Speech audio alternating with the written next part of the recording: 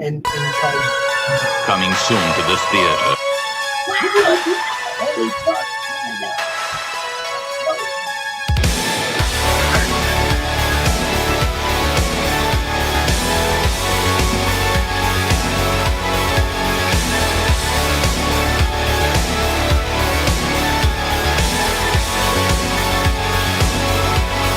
His brothers and news in the live, bitches!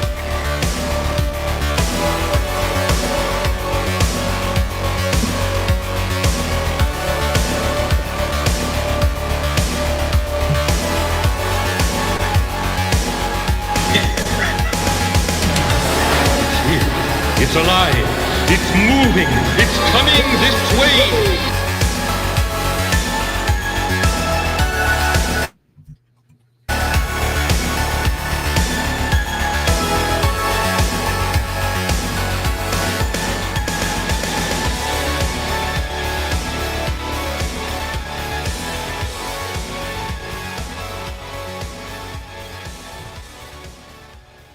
What up, everybody? Happy 4th of July.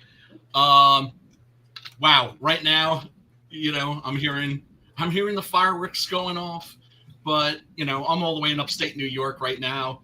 It ain't much of nothing compared to like when I was living in New York City in a Puerto Rican neighborhood. Let me tell you, 4th of July, you feel like you're getting shelled. It's like the fucking Blitz. At least it used to be. At least it used to be when I was living there.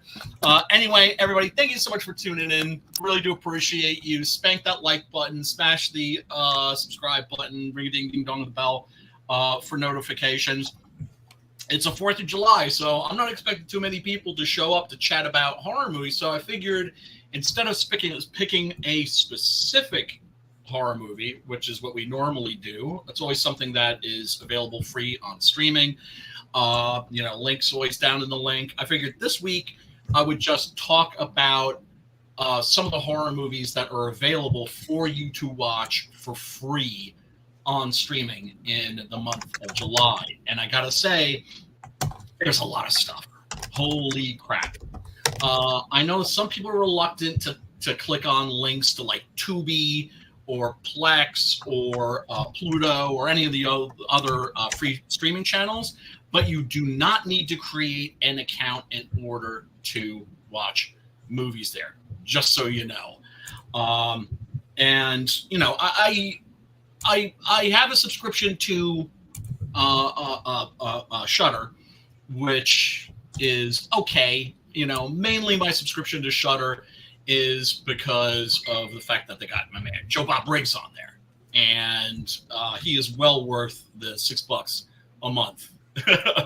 But Shudder isn't bad, but the selection of awesome horror movies that's on Tubi, just to give an example, is way greater. So it's never been a better time to be a horror movie fan. Stuff is more accessible than it's ever been. You don't have to be like me, like I was in the 90s, and hunting down VHS copies of Japanese Laserdisc rips of Lucio Fulci movies with the hard-coded Japanese subtitles and all that stuff. We are so far away from that now. I mean, the fun part of that was that you felt like you were doing something illicit, right? Because it was almost like an underground thing, and you were like trading tapes and that sort of a thing. But access is important, and the fact that, if you're a horror fan, you now can watch just about anything is absolutely fantastic, and it is something we're celebrating. But before I start getting into some of those movie recommendations, let's bring on my man Pops. What's going on, Pops? What's going on? Oh, yeah. What's happening, my friend? Happy Independence Day. Happy Independence Day, especially for my indie comics peeps, right? But yeah, wow. Yeah, a lot of, it's been an eventful day for me. It's been an eventful day. A little bit of drama. Acknowledge your people, and then we'll move into the day. We got Matt Burke. What up, Matt? What up, Matt? Traitor. You fucking traitor. You know what he's doing right now? What's he Instead doing of fucking right now? hanging out here, he's chilling with his family, Well, come on. It's with his wife and his kids. It's Independence Day. That shit's gay. We're allowed to. You know. We also have Dustin from the Geekmen and the Masters of the What's Thunder up? Nerds. That's the What's newest show. going on? The newest shows on the Madness. These guys brought a couple shows Oh, hell yeah. to the network. So, what's Cool, up, cool. Dustin? And Cool. you got Woodrow. Woodrow, what's happening? What's up, Woodrow? If you can't see everybody's chat, it's because we're like broadcasting all over the place. So we'll try to highlight everything everybody says so you don't miss anything. Yep. Let me take a look. Oh, actually, you know what? I wanted to definitely do the week in horror first up because man, there is some exciting news. There is some exciting news, and the trailer for Robert Eggers's remake of Nosferatu dropped, I think, like 10 days ago. Robert Eggers, for those of you who aren't familiar, he directed The Witch, which was an amazing indie horror movie. I think that must have been about, I don't know, 10 years ago now? 8 years ago? I forget. I couldn't say. My whole conception of time is a little fucked up as I get older. You know, it's like one of the things they don't warn you about when you get older is just how your perception of time changes. I don't know if you're picking up any of the booms that's going on, but we live like on a little reservoir, or a peninsula in between 3 lakes, and there's shit going off on all 3 of them. If you know what I'm saying, it's like that's awesome. That's awesome. If you hear a lot of boom boom right now. I live on the main street of my town, and there was a big ass parade today, and then there was fireworks before, and it's great seeing people kind of being happy and chilling with their families and their friends and all that stuff. It is cool to see people loving on each other. What can I say? Anyway, let's take a look at this trailer. Now, I mentioned, like, this is by Robert Eggers. Okay, so he did The Witch, which is fucking phenomenal. Then he did The Lighthouse, which is good, but I don't think great. I was a little disappointed by it, but the main reason you watch The Lighthouse is to see Willem Dafoe and Robert Pattinson just fucking square off and just go hard at each other. And of course, I mean, look, Robert Pattinson's a perfectly fine actor. You know, after the Twilight movies, he went right into doing movies with David Cronenberg, to get some indie credibility. And he can definitely hang. He is not a bad actor. He's actually a pretty good actor. But Dafoe just fucking buries him. And it's just, Dafoe's just a force in nature. Yeah, And that's the main reason you watch that, is just to watch, a virtuoso performance by the man. And Dafoe was then in Eggers' next movie, which was The Northman, which is a fucking phenomenal Viking movie. And people just kind of ignored it. It bombed at the box office, and I tell the story about how I went to the theater and it was empty. So, I had my little vapey and had the entire theater to myself. And basically the theater was like my living room. And I just got to fucking, I couldn't help it. There's like multiple moments in that movie where I just went, fucking metal. Fucking metal. That little breezy. Look, man. Remember back in the day, we had the little bullets, we had the little one-hitters, the little bats and shit. You can't get any better than that. That's the best stealth right there. Yeah, there's nothing better than an empty theater when you go to see a movie, for sure. Oh, for sure. And especially these days when you got people on their phones and shit. But at the same time, that theater should have been fucking packed. Yeah. And people missed an epic fucking movie that they should have seen on a big screen, because you know what? They don't make movies like that anymore. They really don't. You remember, Brian, going to the drive-in and pulling up to the point where the screen was your whole windshield? Yeah. Saw Dawn of the You Dead pulled that right way. up there so that your screen, the whole windshield was just screen. Yeah. Kicked it with your old lady and watched the freaking movie, whatever. You know, I was too young to really appreciate it, but I had an older brother that would take me and my best friend along with his girlfriend, and took us to see fucking Scanners and Dawn of the Dead, fucking head popping. Okay, well, see, do you remember the transition though from the little box you hung in your window to tuning in your stereo to the right? Yeah. Okay, well then you had people that had actual sound systems in their car, and you were getting surround sound from everywhere at the drive. Wow, cool. It was fucking awesome. That's awesome. See, the drive-ins died and disappeared at where I'm at a long time ago. There's still one that I know of in Glendale, Arizona. Is called the Glendale 9. They got 9 screens in a circle.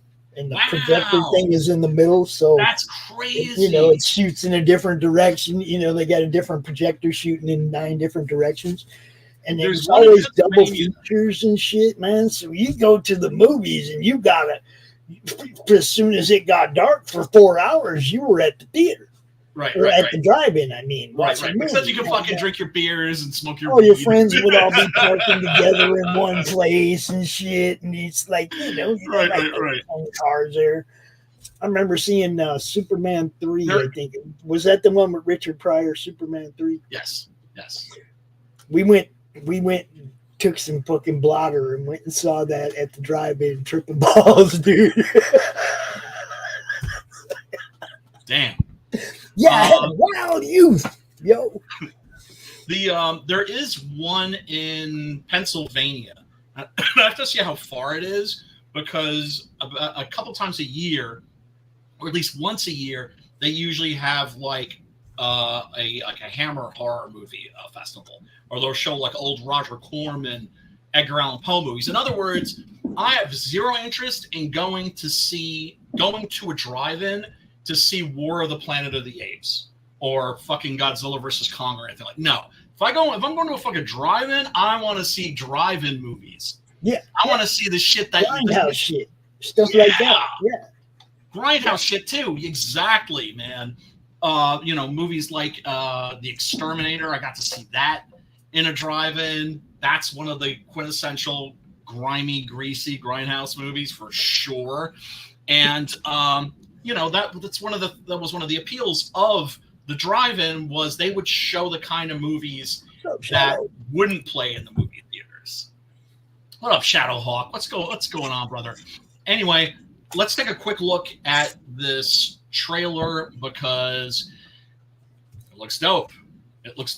I have to say, oh God, do I even want to bring up the Hellboy trailer? We're gonna have to talk about the Hellboy trailer. Well, see, now if you start talking about Hellboy, you're gonna end up with Hart Fisher up in here bitching about Bill the Bull. So heads up. Look, I'm just giving you a heads up. It looks like a fucking fan film. That's all I'm fucking saying, right? If it comes out and it's dope, I'll be like, okay, that was dope, but it's not hopeful. It looks like the makeup look, and people are like, well, it's a low budget movie. I'm like, I love low budget movies, but you can afford at least a good fucking makeup on the fucking. I just know that Hart than a fucking cosplayer. I just know that Hart went on a serious rant on Facebook about it, and how because he likes taking the script for his own stuff and talked to Gilbert Del Toro, whatever dude's name is, and then right after that fucking Hellboy came out, and he's like, "That's my shit." It was like, "Oh, dude, don't get Hart fired up." You know what happens? No, we like Hart when he's fired up, though. That's the thing. Is like when he comes here and we get into passionate disagreements. That's the shit right there, man. Well, that's just it. I mean, he's legit. He's legit about what he's saying with that, and it's like, just like the way they went after him for the Jeffrey Dahmer stuff back in the day. It's like he has faced serious blacklist and people stealing his stuff for, you know, all this life he's been going through that shit. And just letting it happen. And, you know, I mean. I know. Here, let's take a look at this. This one looks dope. Come to me. Come to me. Hear my call. Come to me. Now, of course, we did do the first remake of Nosferatu on this stream, which is the classic Werner Herzog version from 1979 with crazy-ass Klaus Kinski and super smoking hot Isabella Gianni. Yeah, real quick, though, let me clarify what I said a minute ago. Sure. When it comes to Hart, he's not like letting it happen to him because he's afraid to face it. It's like Hart was a nice guy and just let shit roll off his back. Yeah. You know what I mean? But like I'm doing right now. Lately, it's been pissing him off again, so we've been hearing about it some more. Gotcha. I mean, you mean he's well? Hey, male PMS is a thing, you know. Well, I mean, when you got a legitimate bitch. Oh, you got a legitimate No, that's for sure. Know. That's for sure. What up, Sim? Dude. Link is in the group if you want to hop in. If you don't, he said he's sick like a dog. That's what I said. Get better, bro. Get better. Well, is somebody sick? Yeah, he said he's sick like a dog. He is? He joined. Oh, yeah, no, he does. I joined, but I'm sick with the fucking excuses. With the fucking Matt. Oh, I gotta hang out with my wife and kids. And Sim's like, I'm sick. Traitors. No, we love you guys. Hey, I'll never let you down, B. Yep. Hey, man. It's all good. All good.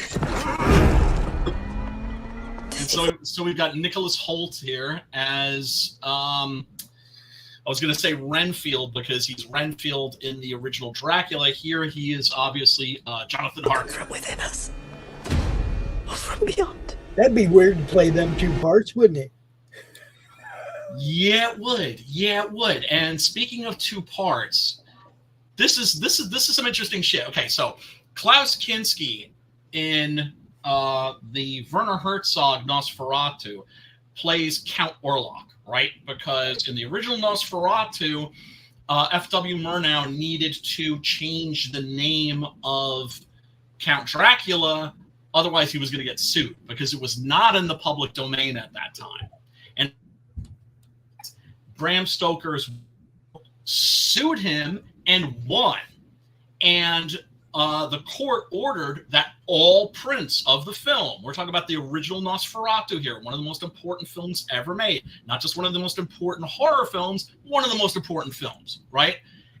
Yeah, it could have not survived. And they did destroy lots of copies, but fortunately, they didn't get their hands on nearly, I don't know how many they got their hands on, but enough survived where, of course, you know, the movie has survived and delighted and thrilled and entertained so many people for so many generations. Anyway, so Klaus Kinski played Count Orlok, and he played Dracula, and he played Renfield. One of the few actors to do that. You know, my first memory of that dude, wasn't he in Cat People? Klaus Kinski? Was he? No, he's not in that. You're thinking of Nastasia Kinski. She was. She was. That's right. Okay, she was. You know what's crazy? Who was the dude, though? I'm trying to think. Malcolm McDowell. Who? Malcolm McDowell. Yeah, okay. Malcolm McDowell. Yes. I love that movie because it's so completely different from the original. But the original is definitely the better. It's definitely the better movie. Anyway. So like I was saying, Kinski played Dracula and Renfield in his career, right? Because he played Renfield in Count Dracula, by which he shot with Jess Franco. Fucking Willem Dafoe, in 2000, a movie came out called Shadow of the Vampire, which is a movie about the making of Nosferatu and focuses on the legend that Max Schreck was never seen out of makeup, right? He never allowed anybody to see him unless he was in full makeup. So then there is that thought, well, what if it wasn't makeup, right? And that's the premise of the movie. F.W. Murnau is such a fucking sick bastard, and he's so obsessed with getting his movie right, he goes and he finds a real vampire to play Count Orlok, and that vampire is played by Willem Dafoe. So now he's played Dracula, and he's playing Van Helsing. So, you know, that's, I don't know, I think that that's kind of dope. Yeah. See, this is what Hammer Studios should be doing right now. Bring back the Gothic shit. He is coming. That's got to be Renfield. I'm thinking that's definitely got to be Renfield. You hear like cackling, laughter, yes. bizarre behavior. That's Renfield. He's coming. And then we got the rats, and these are not, you'll notice, CGI rats. These are real fucking rats. He is coming to us. Oh.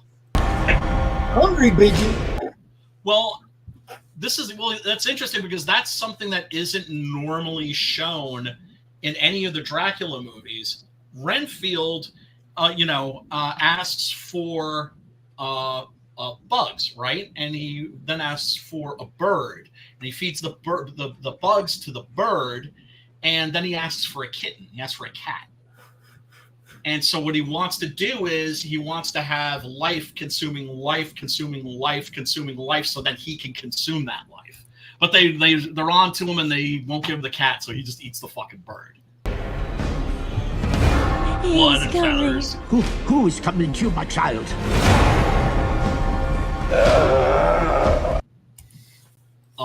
Ominous fucking creature. From beyond. It's us.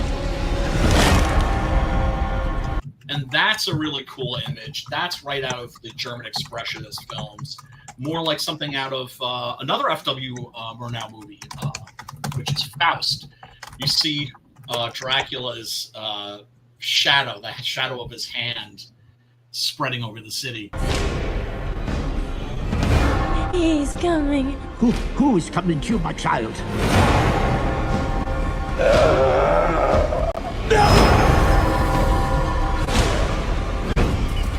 Oh, and duh, I just forgot. And then you have Nicholas Hoult, who's playing Jonathan Harker, and of course he starred as a title character in Renfield recently.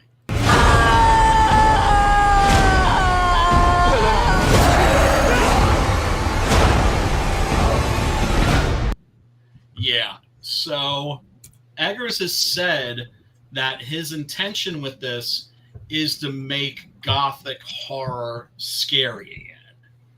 And I'm like, fuck yes. This is what Universal should be doing, right? Instead of their stupid dark universe, this is what they should be doing. Certainly Hammer, which looked like it was set for a big comeback. This is what they should be doing. You know, they produced a movie called Hyde, which is like a cross-dressing version of Jekyll and Hyde, which had already been done by Hammer in Dr. Jekyll and Sister Hyde. And remember, we watched the trailer with Woke, and it's been years, and evidently, like, they're not even releasing that movie. It's such a piece of shit. We are here encountering the vampire.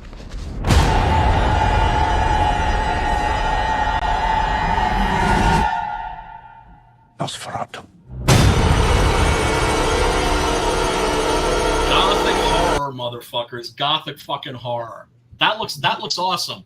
It's got not Peter Skarsgård. It's got the kid that's in he was in what did I see him in recently? Boy Kills World. He's also like in the shitty new Boy Kills World. Yeah. Okay. The shitty new Crow movie. Eggers said that he was talking about making Dracula sexy in this, right? But in an attraction revulsion sort of a way. So are we going to get a sexy Dracula? No, I don't think that that's the intention. I believe the intention is to give us a Dracula that maybe has like a little sensual charm, but then you notice that he's got rat teeth and bat ears. I'm trying to get a look at that makeup because we don't really get a look at it. There he is. Kind of looks a little bit like a Batman villain, like the Penguin in Batman Returns or something. But it looks like he has hair. What can I say? I trust Robert Eggers, and Bill Skarsgård is a excellent actor. Really, really good. He was, of course, in Barbarian, and the first, half hour, the entire first act of Barbarian is largely supported by him. Because, you've got this girl that's, renting a house for like a day or two, and it's an Airbnb or something like that. But there's a guy that's already there, and it's Bill Skarsgård, and it's just like he's charming as fuck, but he seems almost a little too good to be true. So you don't know if he's like a maniac or if he's the person that he presents himself as. I think he's a phenomenal actor. I'm thinking it looked like Kraven from Spider-Man. Well, Kraven from Spider-Man or Kraven from the new Kraven movie? Boy, that's going to be great. It's just fucked up because, Don't get me started on Marvel. I could give a rat. Honestly, I try so hard not to. I'm disconnected. Look, if somebody's like, for instance, with X-Men 97, right? I had no interest in that. I was going to watch that shit. And then people are like, yo, like that's really, really good. You should check that out. And I heard that from enough people. I'm like, okay, I'll give it a try. Unless I hear shit like that, I am not watching any fucking Marvel or DC. My problem is that I can't give Disney money for anything. So no, fuck them. And Warner Brothers, they just don't know what they're doing. And as for Disney, they hate us. And they've made that very clear. They hate us. They hate the fans, and they want to get rid of us and replace us with new fans that don't exist. Now, I would watch X-Men 97 if I could watch it somewhere where I don't have to give Disney money. Dude, this is a little thing, Pops. It's called internet piracy. Sailing the seven seas. You know what I'm saying? You know what I'm saying? There's nefarious ways to get your hands on that shit. I don't play games with that now. I haven't even tried to find it anywhere else because look.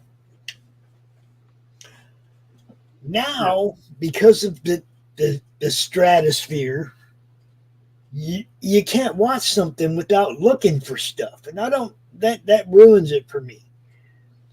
Marvel has ruined the movies for me. They have ruined so much in the last few years, man. It's like I just don't want to tune in and find out what they're gonna fuck up next. Exactly. And the last, I think the last time I gave them a try was the Werewolf by Night movie, right? And I'd heard good things about it, and I watched it, and it was shit, quite frankly. I couldn't stand it. It has Man-Thing in it, right? My boy Man-Thing. And they don't know what to do with Man-Thing, right? Because the thing is not written by people who have read the comics or are fans of the comics. One of the reasons the Marvel movies were great to begin with, the very first batch that we got, right, was Jon Favreau was a fucking Iron Man fan. And so he gave us a proper fucking Iron Man movie. And then they started getting, cool indie directors. Kenneth Branagh wanted to do Thor, and I enjoyed Thor. I don't think it's perfect, but I liked it. I thought it was really good. Then the second one was shit. The first one was shit, fun. and I haven't seen the fourth one. The first one was fine. It was everything they did. It's like they always did. They sucked us in with a good movie, and then they said, now we're going to give you this next storyline that you guys love and you're going to like even better. And then they would take that storyline, World War Hulk and Ragnarok, and smash them together where there's no Midgard serpent. So why call it Ragnarok? Midgard serpent is Ragnarok. And the Warriors 3 go out like bitches. The Warriors 3 go out like bitches. Their deaths aren't even heroic. They just get they don't even warrant a close-up. Why? Because Taika Waititi could give a flying fuck about the Warriors 3. Yep. Didn't care about any of the lore. Any of the lore. Any of it. They should have just called that movie World War Hulk. But, yeah. They should have just called it World War Hulk, because that's what it was. You know, with a little bit of Asgardian Civil War involved, but no, it wasn't Ragnarok, because if you've ever seen the book Thor 380, it is full splash page after full splash page of Walt Simonson art with Thor battling the Midgard serpent. The whole fucking book is splash page after splash page. Well, Simonson, that's Ragnarok, guys. It's Thor and the serpent fighting to the end and destroying the world in the battle. That's right. And not to take anything away from Jack Kirby, but when I think of, there's certain characters that when you think of them, you think of certain creators, right? And for me, Thor, Simonson. Right, Daredevil, Frank Miller, right? Mm-hmm. So on and so forth. Conan, Bushima, right? Sim. We're gonna get to that. We're gonna get to that. It's gonna feel like a funeral. We bounced off it for a minute because if I don't know, Sim, have you seen any of Hart's posts on Facebook the last couple days? What is he so mad about? Because he is a firm believer of the fact that they stole his script and used it for Hellboy. For this version? For the original and everything after that. Oh my god! So he thinks like he thinks it's Bill the Bull. He says it's his Bill the Bull story, and they basically stole it from him. You know. Well, I mean, dude, he's been pretty hot. He's been pretty vocal lately about it. Okay, well, yeah. I mean, and I'm not passing judgment either way because I just don't have the facts, right? But I also know that you have parallel development, and sometimes people think that their shit's getting stolen when it's not. Of course, sometimes it is getting fucking stolen. It was kind of funny because he's like, I went to his house, had a meeing with him, showed him the script, and then it was like a couple months later, it was Hellboy, and it was like, and he was, like I said, he didn't bite dude for it or whatever and make a big stink about it when he should have. And now he's kind of pissed. They're still using his stuff, and I mean, like I said, if we talk about it, he's probably going to want to come out. So be prepared for if he tunes into the show and goes, "Oh shit, they're talking about Hellboy! I'm bringing my ass out there." That was my Hot Fisher impersonation, by the way. He's a passionate guy, and he's had a very, very interesting life, and likes to tell stories. And that's what we love about him. All right, so first I hear that this is going to be a more horror-centric Hellboy. That this is going to be a low-budget Hellboy, and that it's going to be an adaptation of The Crooked Man, which was illustrated by thanks, brother. Illustrated by the great Richard Corbin, and that's a fucking phenomenal story. I forget whether that was a 3-issue arc, 4-issue arc. I think it's out there as a trade paperback, and I do highly recommend it. It is. I mean, if you feel like Mignola needs to be doing the art for Hellboy, you might not dig it, but it's fucking Richard Corbin, for fuck's sake. Right. Something in these hills. Something haunted. Okay, everything looking fine. evil. Looking cool, looking like a horror film. You know, and we're talking about a type of horror that doesn't get enough attention, which is kind of a hillbilly horror. And it's almost naked lady in the woods. That's horror. In the Appalachians. You know, in the Appalachian Mountains. And I can see the Appalachians from where I'm at, by the way. And the Appalachians, funny thing about the Appalachians, one of the things that makes them kind of spooky is the fact that they are much older than the Himalayas. They're much older than the Colorado Rockies. They're much older than the Italian, Swiss, and German Alps because they're not as big. They're actually pretty small, pretty short for mountains because they've been eroding for millennia. And in fact, the Appalachians were here before there were rings around the rings of, before there were rings around Saturn. And of course, there is a folklore and everything. So I'm like, oh, cool, like relatively untapped territory. I was like,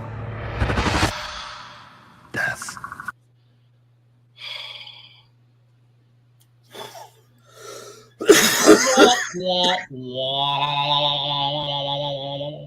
Now, I'm not passing judgment on the actor, right? I'm not familiar with him.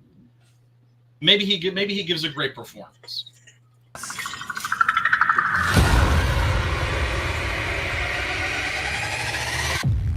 I'm like, yeah, let's get some hillbilly horror. Dark Let's get things called Dark Thing. Hellboy? I don't like what they no. I mean, how am I supposed to be fucking optimistic about this? What in the actual... What is this? What is this? This is not the way, brothers and sisters. It looks like I mean, people have been saying it looks like a people are saying it looks like a bad cosplay. I would say it looks like a really good cosplay. Let me see him from behind again. Yeah, I mean, it looks that hair killed me right away. That hair killed me. That's almost a man bun, but trying to be Japanese cool. No, yes. Look, I really, for all of its considerable faults, I really loved the makeup for Hellboy in the Neil Marshall Stevens movie. The Neil Marshall movie. I love the makeup. I thought the makeup was great. I thought David Harbour was great. I thought that incarnation of that character was perfect. The Del Toro movies, vastly superior. I think that that Hellboy was the superior Hellboy. That if you took that Hellboy and you put him in the Del Toro movies, they would be even better. And I'm not hating on Ron Perlman at all. His performance, the makeup looked great. Of course, that was a little more X-Men than Hellboy. And so Mike Mignola was sick and tired of, waiting for there to be maybe another Guillermo del Toro Hellboy movie. And so he went and he took the rights and he ended up making that Hellboy movie with Neil Marshall, which who's normally a fantastic director. The production was notoriously fucked with. That is to say, it was one of those movies where some movies are fucked over in post-production and some movies are fucked over in production. It was one of those movies where suddenly it's just like, oh, it's like we're making a $50 million movie. Oh, no, sorry, it's a $25 million movie. But I wrote the script for a fucking 50. You just gotta do it. Hey, kind of looks... Do you mind if I send Mr. Bracey the link since we're just hanging out? Not at all. Not at all. That's the thing, man. It looks like a fucking fan film. This looks like something I would see at a convention where people are showing fan films, some of which are really good. All the dark things. Evidently, Tales about him all my life. Most just called him the Crooked Man.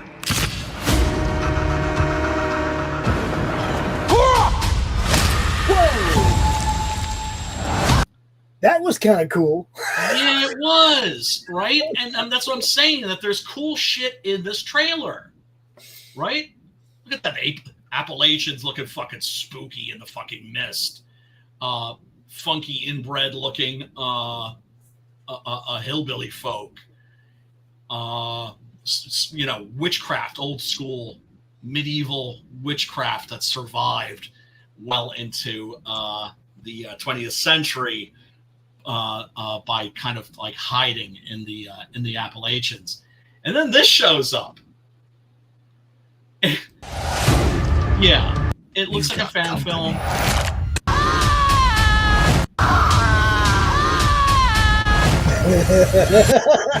You've got company. Dude, there is straight up panels lifted from the Crooked Man, like Rodriguez did with Sin City. I know, that's cool. I like that sort of a thing. But look at fucking Hellboy. What's up, ID? Yeah, ID. What's up, ID? Chat. What's up, Mr. Bracey? What's up, Bracey? Willkommen, bienvenue, welcome. Boy, doesn't this new Hellboy trailer look great? Real quick, let me introduce Jeff real quick. He is the cover artist for the current campaign, Blood World Phoenix Throne, #1 right now. Oh, hell yeah. And Feel free he's to also share, the drop that link. art director, all that for that campaign. What's up, Jeff? Oh, he's like, I ain't got my shit together. I just jumped in. I wasn't ready yet. Hey, look, this is a come as you are party. We're anything but formal here. Yeah, ID says comic books are basically a storyboard already done.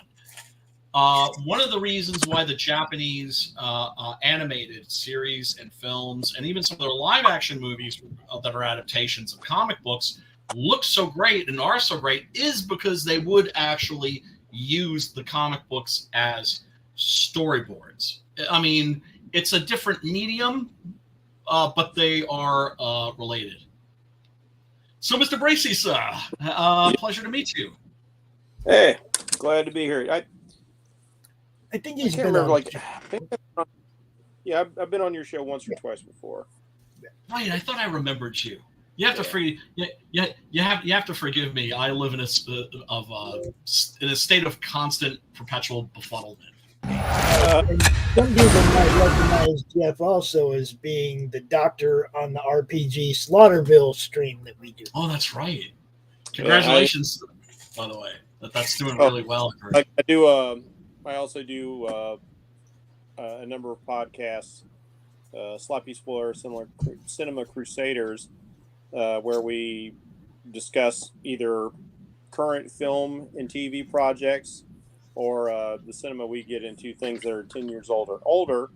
And I've also had the pleasure of interviewing a number of indie filmmakers. So maybe I'll get a chance to talk to these guys. I'll have to put that bug in Al's ear if I can. My initial criticism when I first saw this trailer, I didn't believe it was an actual film because it looked very fan filmish. And one of the biggest indicators was the fact that they were going specifically with the Ron Perlman Hellboy art, makeup instead of doing their own thing.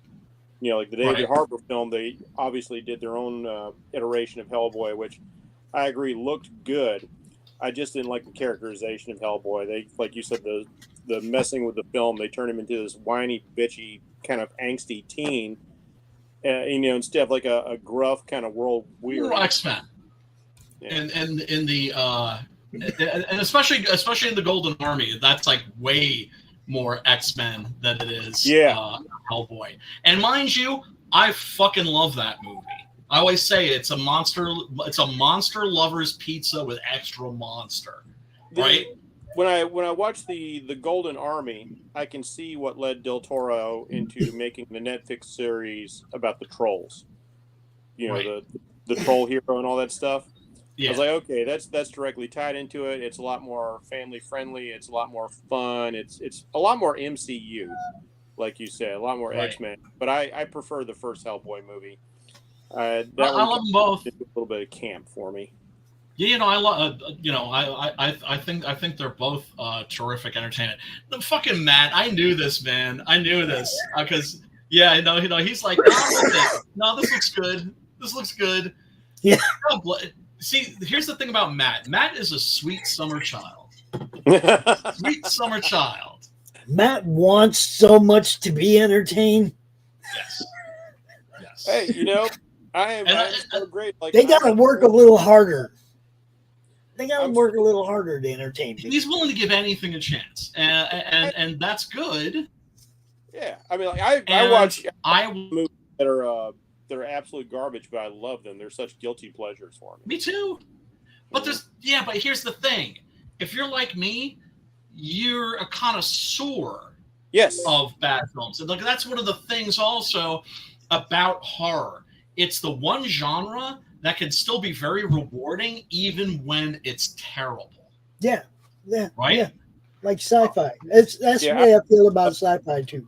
It can be really bad, but I'll still watch it. It can be entertaining. It can be entertaining trash, or in some cases, you can get really terrible movies that have moments that are sublime. I was with you to discuss Humanoids from the Deep. You know, you want. Oh, that's right. Yeah. You want to talk about your trashy movie that's entertaining? There you go. Great. Yeah, well, because that's a well-made, trashy, tasteless movie. Ooh, right? That's a good observation right there. The Army is the Wizard of Oz. Turd. Yeah, it's more high fantasy. It's like X-Men with high fantasy. Mind you, I fucking love that movie. Like I said, you know, if you love monsters as much as I love monsters, that just the troll market scene alone is just phenomenal. It's just, and it's almost all practical effects. Yes, I mean the Wink suit was amazing. They don't make that shit anymore. And you gotta love Luke Gross. Yes, the Elven Prince. Yes. Do you know he was in a boy band, like a really big boy band? Yeah. He was like I forget who it was, but somebody was working on the movie said he was like, yeah. Me and my brother, we filled Wembley Stadium. They were like him and his brother were like boy banders, like New Kids on the Block or like that's Boys or some shit like that. Filled which is pretty fucking funny. I've always enjoyed him as an actor. When I came in, one of the things I do like about this is you know, so much of Hellboy's horror is like world traveling. It's very, you know, he was raised in England. You know, he's hopped all around. So I love seeing, and I love your point, man. I'm so glad you raised that up, like the Appalachian Mountains and how old and how creepy they are. One of my favorite things to listen to on YouTube are like Appalachian horror stories, man. I love home horror, and especially being a Southern guy, like that Southern Gothic kind of horror. Yes, me, you know, like one of my favorite. It's just a little bit of fireworks, buddy. You're right. Like you said, as far as story, if you can't get Mike Mignola to do the art, Richard Corbin, come on, dude. Corbin, baby, Corbin. I saw somebody wearing a Kiss Destroyer t-shirt today and thought of him. Yes. That's right. I think he did Love Gun too. Love Gun. The best cover, man. Like Love Gun and Destroyer. Mm-hmm. Yeah. As a kid, my best friend and I, we would sing it like penis gun, penis gun, penis. Because Love Gun, it's not exactly subtle. Love Gun. I can only do that because there's nobody in the house right now. They're watching fireworks in town. I'm whenever we got family from out of town, and I'm the only one here with the dog. I was on the neighbor's deck across the street because there's an angle there where you can see fireworks from like 3 different townships.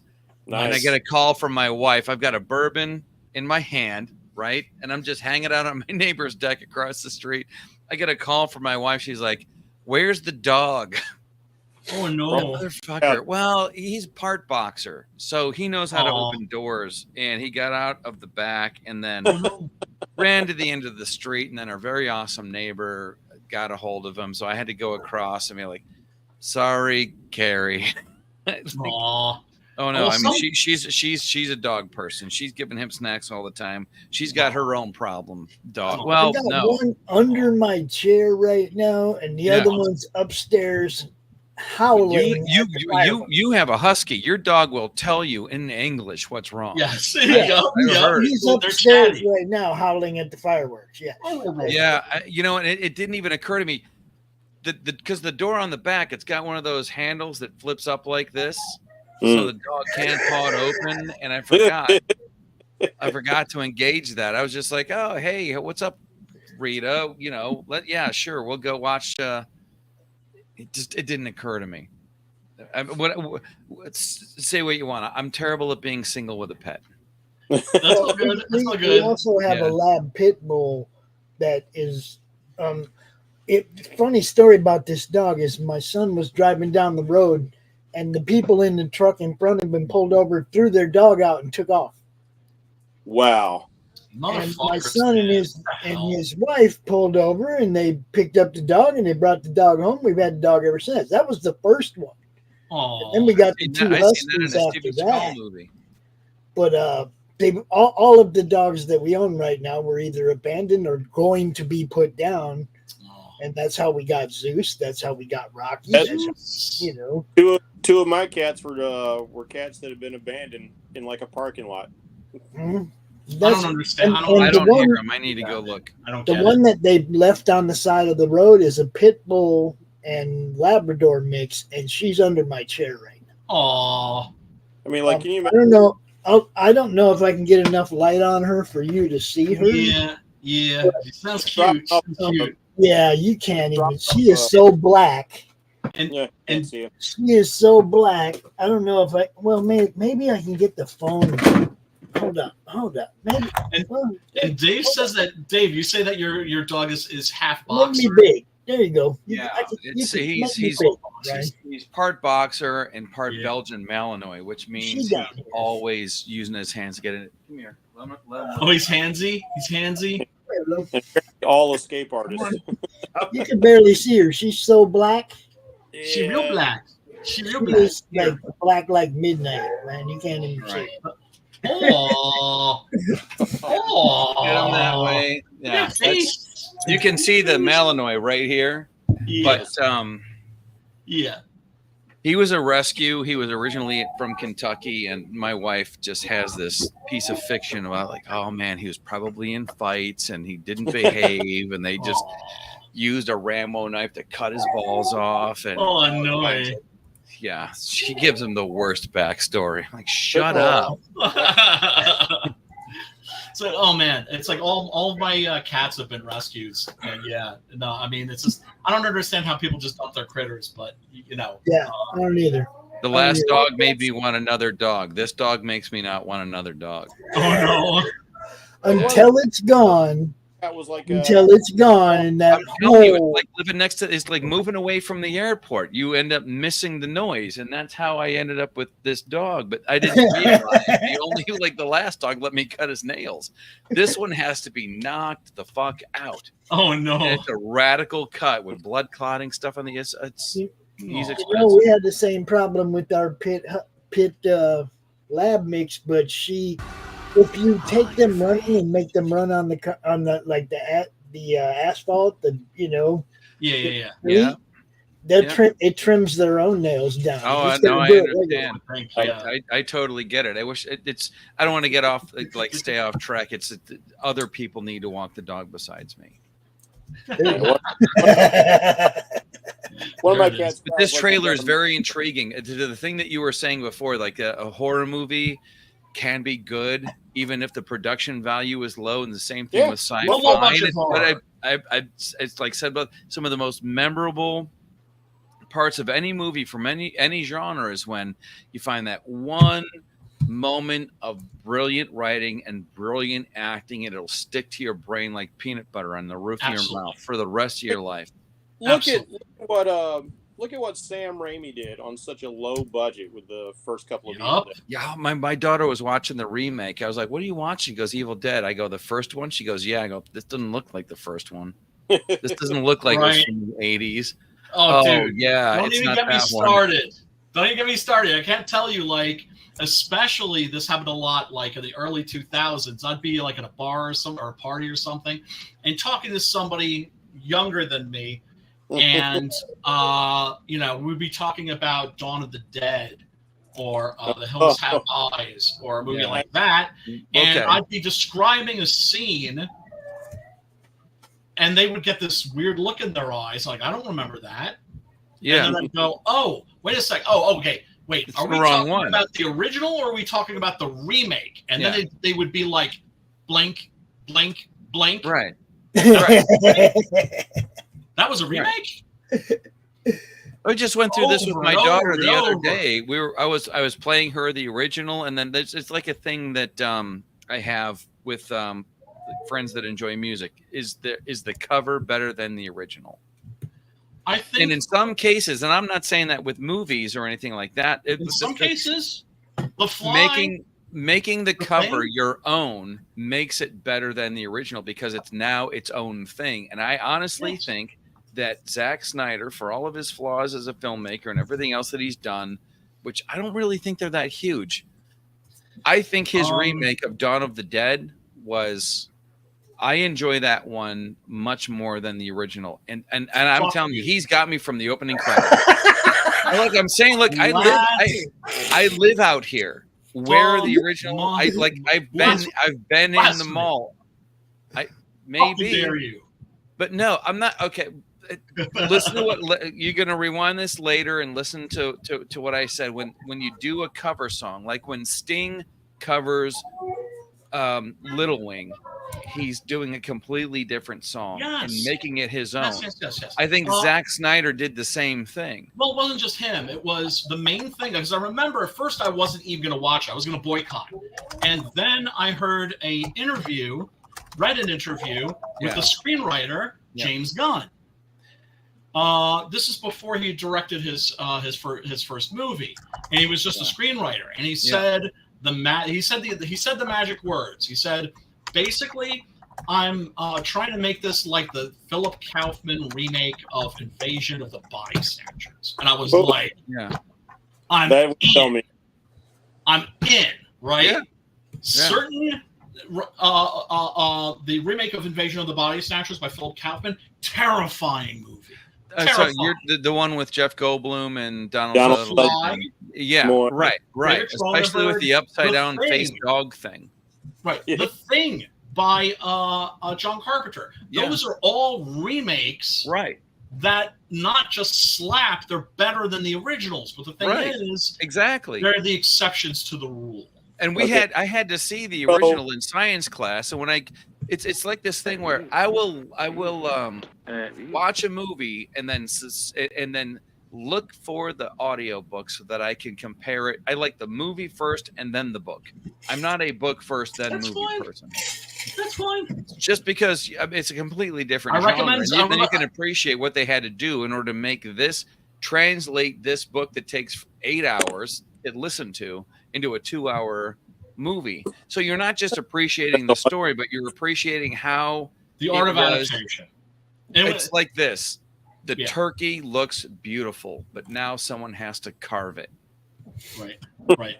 But anyway, regarding your outrageous statement that the James Gunn, I can't help it, man. I've never heard a better use of Johnny Cash music in an opening credit scene ever in my life. Oh, fantastic! No, I agree. But still, to say that that's better than the original, you get this, brother. Can I tell you something? Fuck you. Yeah. Mm-hmm. I appreciate that. Hey, look, I'll go ahead and say that. That's my new shit right there. That's my new shit right there. You were just waiting to try that. No, I mean, look, I mean, I like the remake of Suspiria better than the original. Whoa, shit! He's doing that on purpose. Bracey, I can hardly hear you. Really? Yeah, I'm just saying. I heard what you said. Also blasphemy. I can't say that because I have never watched the remake of Suspiria. Okay, that makes me feel better. I thought you were just talking over me on purpose. No. No, your volume's a little low, and I had this one piece of advice from a friend. Let's speak into the mic. I was treating it like it was a magic wand, and it could just hear everything.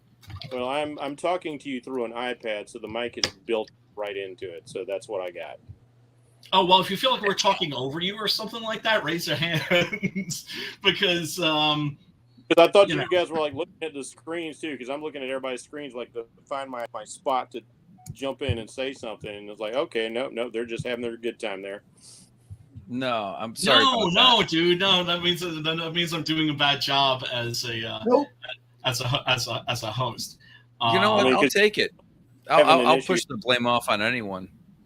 Yeah. But anyway, look. So that Hellboy trailer has me completely depressed. I think it looks terrible. I think all the criticisms that people are levying against it. What can I say? I kind of feel the same way. Can I ask you? Do you think it would be a good horror movie if Hellboy weren't in it? I don't know. I haven't seen it. Here's what I mean is like the concept being that it's a Hellboy movie, but it looks like a horror movie. And if Hellboy wasn't in it, it might actually help it. Maybe. I think this is Bracey, jump in, dude. Do not feel the need to be polite. Just jump in. Yeah, wave your hand a little bit. I don't want to talk over anybody else who's talking. Sorry. No, you can. We do it here all the time. I do it all the time. Go ahead. Well, we were just discussing this when one of my friends online just showed me the trailer, and as I said to you just a moment ago, I said like my biggest issue with it is it looks rather fan fictionist, and I know that it's a lower budget film, but at the same time, you can have a low budget film that still looks like an actual movie being produced in Hollywood. And that's another thing that's bugging me about it. As much as I want to like it, it doesn't even look like an actual like movie being produced by a movie studio, even an independent movie studio. And so it's got this look of cheapness to it in some of the scenes that are playing out there. And that I want to like it, especially knowing that Mignola is involved with it personally. But I'm having a reserved judgment. I'm going to have to see it first. For real. I mean, the character doesn't look all that inaccurate. He's got no shoulders. Mm-hmm. He's way too small. You have to create the illusion that he's a giant. And the camera can do that. You know, but it's not doing it there, is what I'm saying. Look tall, you get a couple of milk crates and tell them to stand here. Right. Movie they're not doing that there. Wearing platforms all through those MCU days, so he's taller and smaller. Yeah. Fucking Shane, Alan Ladd, he was so short that his leading lady, they had to dig a ditch for her to walk in. Yes. I don't know where you find this stuff. It's just little movie history and Western. I know. Shit. It's just Wouldn't it be easier to just put some milk crates in a row and let milk crates? Why dig? Why make her look shorter when you can make him look people taller? dig a trench. Yeah. Wouldn't it be easier to just all the weird Gibson, little pieces and bits of movie history I got from watching Lights, Camera, Action on Nickelodeon when I was a teenager. Oh yeah, it was a great series. That was a great series. Yeah, Leonard Nimoy, for crying out loud. Mel Gibson very famously had to stand like on a chair or something like that, and for his love scenes with Sigourney Weaver in The Year of Living Dangerously. But that's the thing about cinema. It's illusion. It's great. It's awesome. You can turn people into hobbits. You can turn them into dwarves. You can turn them into trolls. You can turn them into just anything. Yeah, here's to you, Matt. So many of those shots were accomplished in digital composition, but there were a lot of times they just had the actors together and they would have like the Hobbit guys on their knees, in front of a wall or something. So Ian McKellen looks like a giant next to him. I have to take off. My family got home from their fireworks excursion. Can you highlight Metal Movies and Brewskis from his previous chat? Not that one, but thank you. That one. Dude, Texas Chainsaw Massacre remake is better than the original Texas Chainsaw. I don't know. I'm not going to go that far, but I'm going to go to The Fly. I have to say The Fly. David Cronenberg knows what David Cronenberg knew what he was doing way before he got into that area. He's a genius. Yeah, body horror. And The Hills Have Eyes. I'm not going to go. I did actually prefer I thought that was a good remake too. I thought that The Hills Have Eyes. But it, I'm gonna throw Last House on the Left. Last time I ever want to see some weird ass hillbilly suckling on a mother's boob. I am going to say, hold up, I'm gonna throw Last House on the Left remake in there too. Is real really? I haven't seen that one yet. I haven't seen it. I've seen the original, but I'm gonna have to watch it now. The original. I have a bunch of those. Listen, I'm gonna tell you, lynch mobs, tie your mother down. Better than Queen. A lot of people don't like to hear it. Van Halen's dancing in the streets better than the original. Some of those Motown people, they don't want to hear it. I'm just saying. No, I know. Look, I like Sting's version of Little Wing better than the original. A lot of people don't want to hear it. Right. I've never been anti-remake. I am anti-remaking something just because the first. Exactly. If you can't make it your own, it's not worth making it. Yeah. There it is. Yeah, I gotta go. I've got family coming in. I wish people would remake bad movies better instead of trying to make great movies. See, now I'm gonna throw this out there before I hit leave studio. You'll never be able to do that with Buckaroo Banzai because it is simultaneously better than it could be, and there's a lot like that. But see, awesome. That's the whole thing. Take on the challenge. Buckaroo Banzai is lightning in a bottle. I know it is. Yeah, it is. Isn't it? Yeah, I just saw it the other day. It's WD special. Rest in peace, brother. All right. Right. Yeah. What was that? What was the one dude that got rest in peace, Clancy Brown, the one guy that died. I look at it like but he was going to come back in the sequel. It's easy to remake something. It's easy to remake something and then come out here on the name recognition and sell it. Yeah. Right. Did I remake something that sucked? You can't do Psycho come out here and make it unless you're going to make it your own. You can't do that Guy Van Sant shot for shot thing.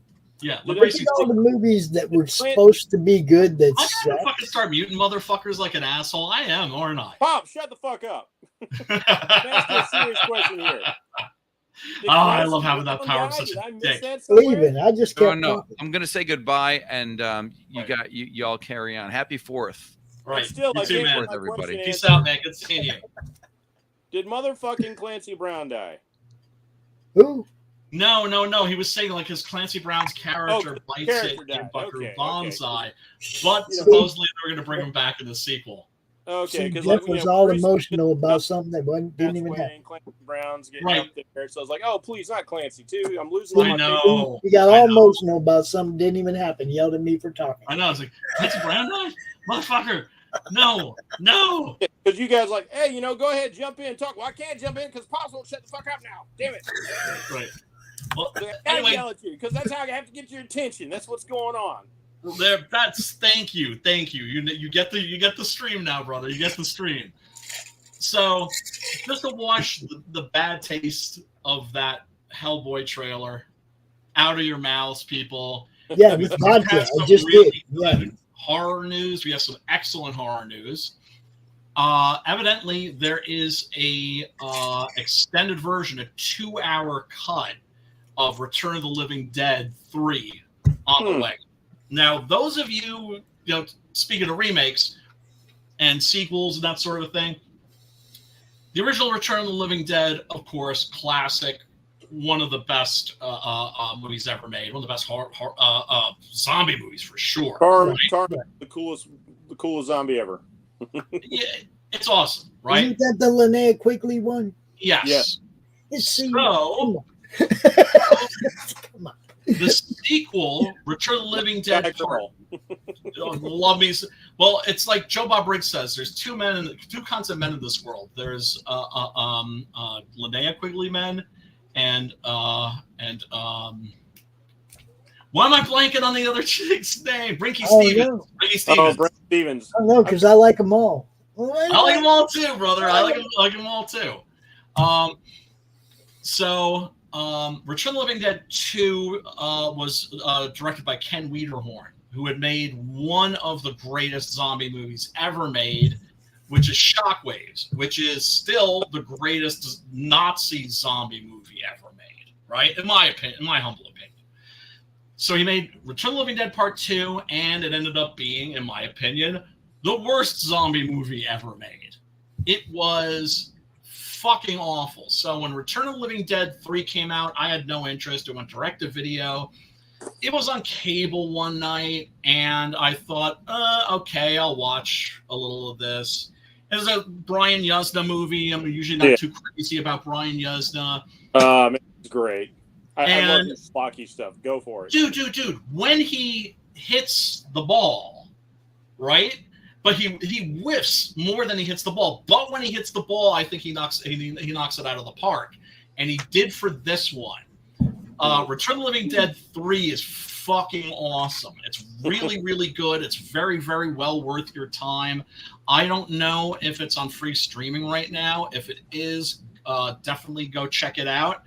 But the good news is that it looks like there is an extended version in our near future.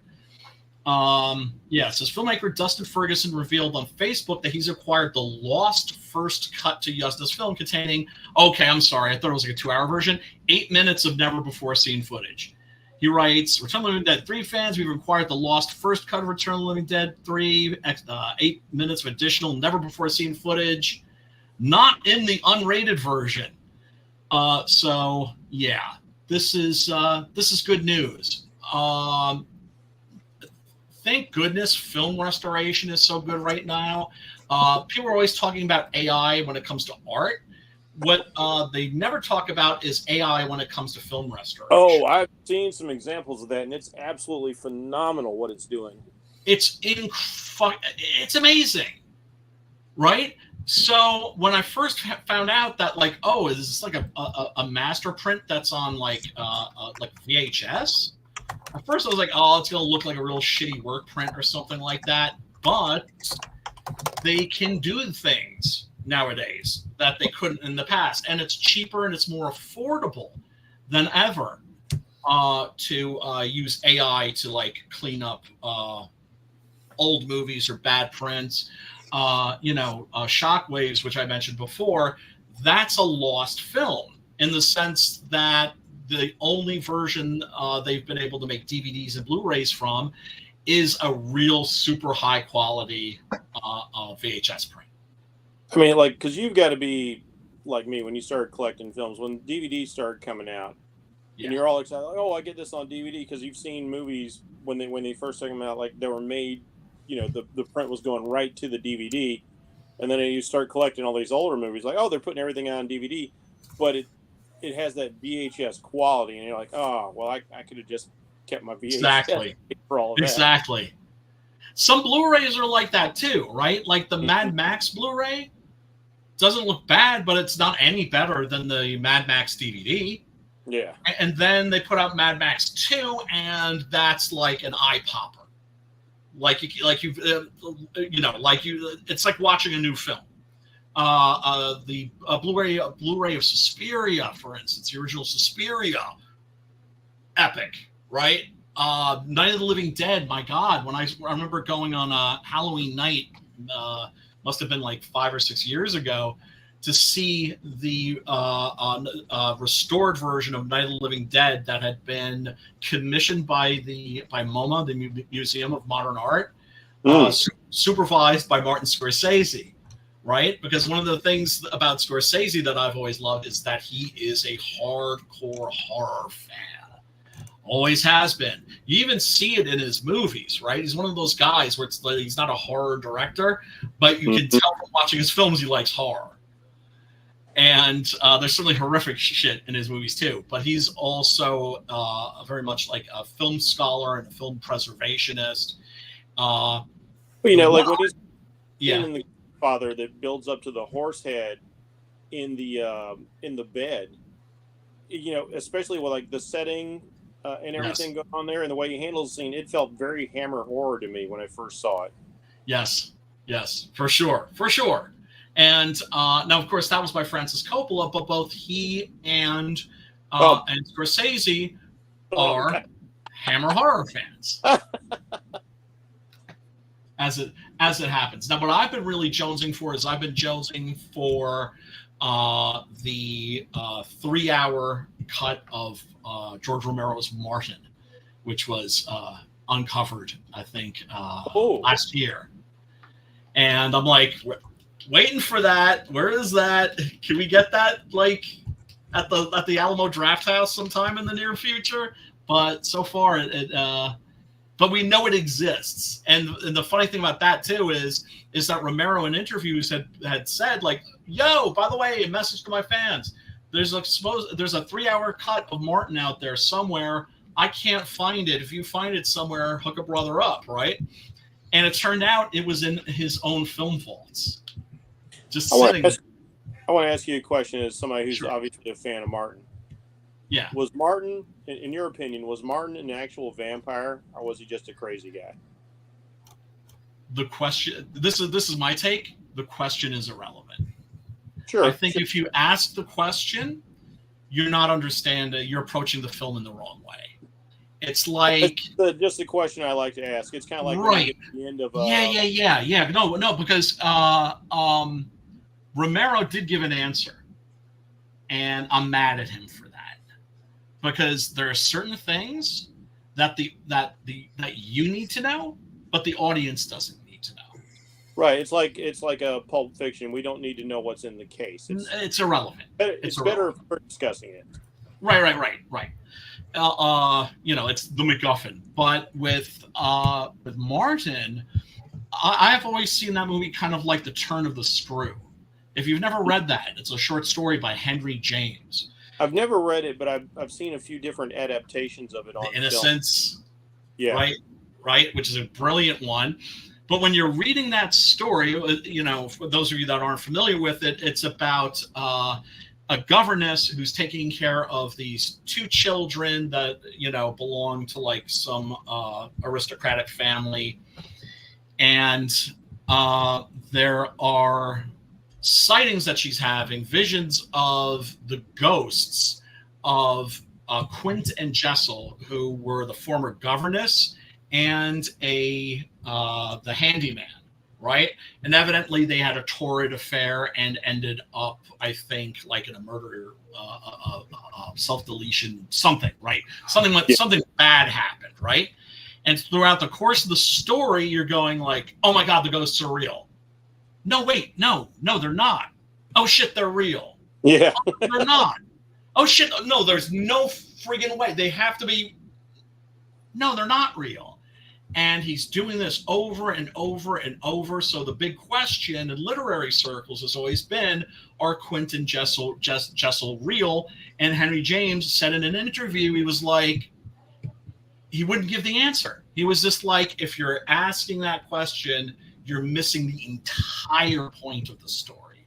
The idea that certain mysteries are meant to remain mysteries, right? And it's like I totally respect that when it comes to like the author of a piece of a cinema or story like that. But just as a fun nerd geek thing, yeah. Get somebody else's opinion. It's like, so what do you think? Were they really real or they were not? It's like I'm kind of in the camp. I think for me, there's like little tidbits of evidence in Martin that suggest that he actually was 85 years old, like he claimed to be. Right.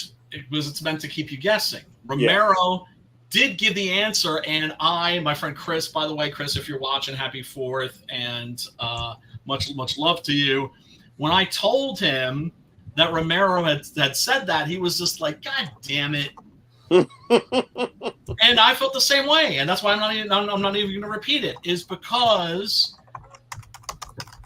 it defeats the purpose of the whole story. I'm like, no, dude, don't give that away. That would be bad. Real quick, I want to talk about a movie that I saw the other day, which has been getting a lot of talk, a lot of what can I say? Very, very, very strong reactions. And it is a Spanish movie by the name of The Coffee Table. And it is a brutal experience. I remember I made a point. This is like a difficult movie for me to talk about because people were telling me, go into this without knowing what to expect. Don't watch the trailer. Don't read the reviews. Go in and see it. I found it a remarkable piece of filmmaking. It's a Spanish movie shot in 10 days with a very small cast. Low-budget movie. You can see here it won a prize in 2022, but now people are calling it like the indie movie of like 2024 because it's only just now dropped. And I do believe it is on streaming, but I'm not sure exactly where. This is the kind of movie that I see and I really, really like it, but it's difficult for me to recommend. If you have seen Martyrs, if you have seen yes, if you have seen Michael Haneke's Funny Games, he directed, by the way, both the original and the English language remake of that. I've only seen the original, but if you know the kind of movies I'm talking about, where they are about they're rough. And they're not you don't necessarily have a good time watching them because their whole purpose is to put you through the ringer and to fuck with you in a very not friendly, very not playful way. What can I say? I watched this and I felt like I was put through the ringer afterwards. I was absolutely exhausted, drained.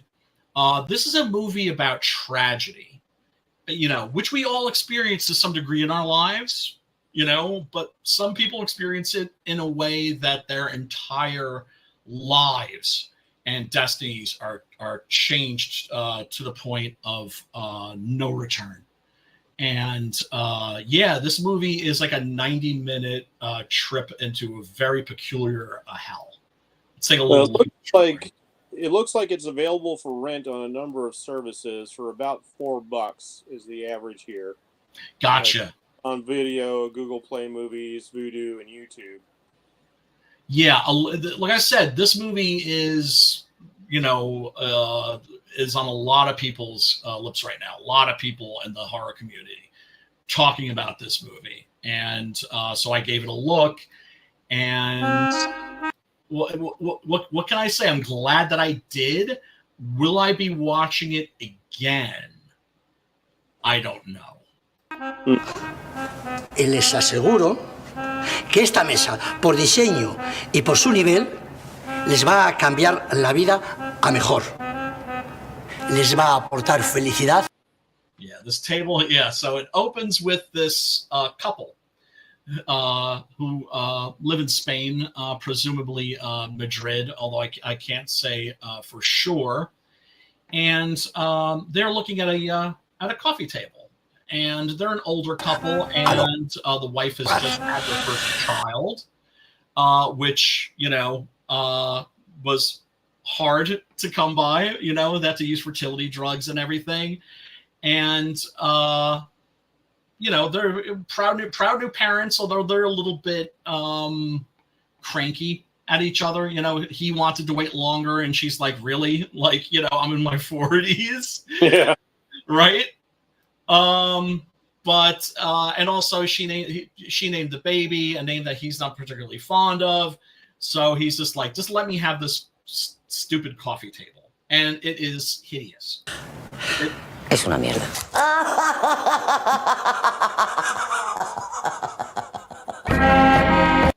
Yeah, it's this coffee table. Like when you see it, it's just gross. It's like these two a sculpture of these two nude women, but they're sort of like very sort of Art Nouveau looking and covered in like real like bad cheesy fake gold. And there's a plate of glass that fits over it. The plate of the glass. The salesman assures them is unbreakable. It's bulletproof. You can drop a boulder through it, but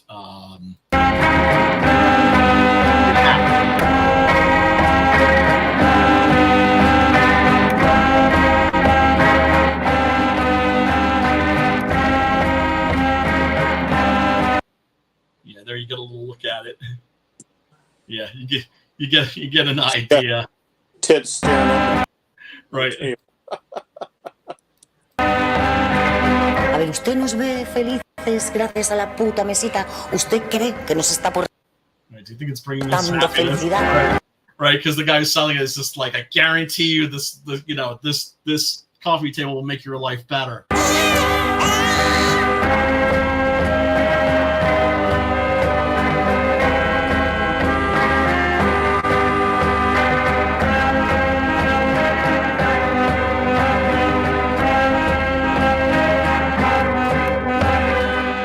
¿Tú estás por la mesita? ¿En serio? ¿Qué está pasando, Now you see there's the title, La Mesita del Comador, which my Spanish is terrible, but I do believe that means the comedy. This is not a comedy. It sets you up to kind of think maybe that it is for the first 15, 20 minutes. And there are some funny moments. For instance, the husband is being harassed by the 13-year-old neighbor. This girl that, is, has like a crush on him and is like insisting, like, have you told your wife yet, that you're leaving her for me? And she's like, you sent me love poems. And he's like, honey. There she is. Yeah, there she is. And he's like, honey, you said you needed help with your homework. Right? So, it's this cute little thing.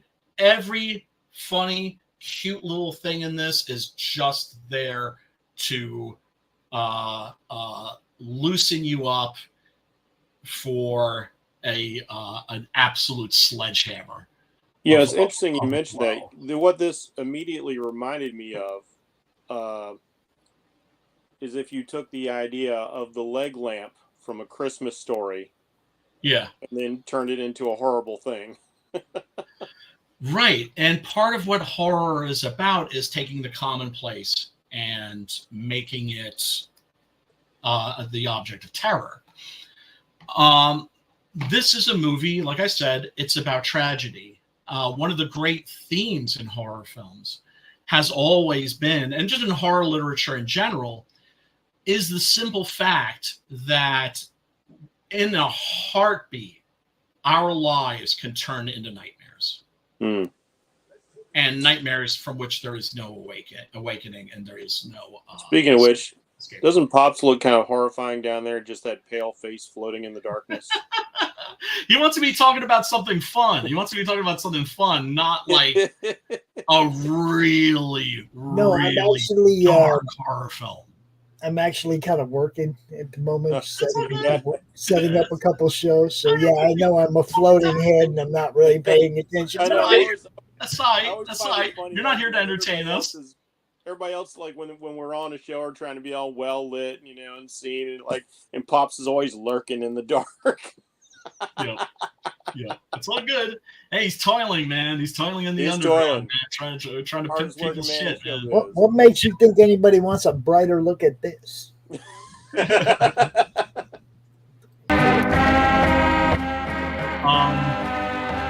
who aren't familiar with like modern Spanish cinema, it can be very extreme when it wants to be.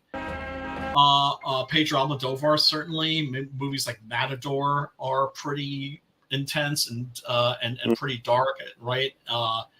Mars, of course, that was French. That whole period of like the French horror explosion with High Tension and Inside and Martyrs. Woof.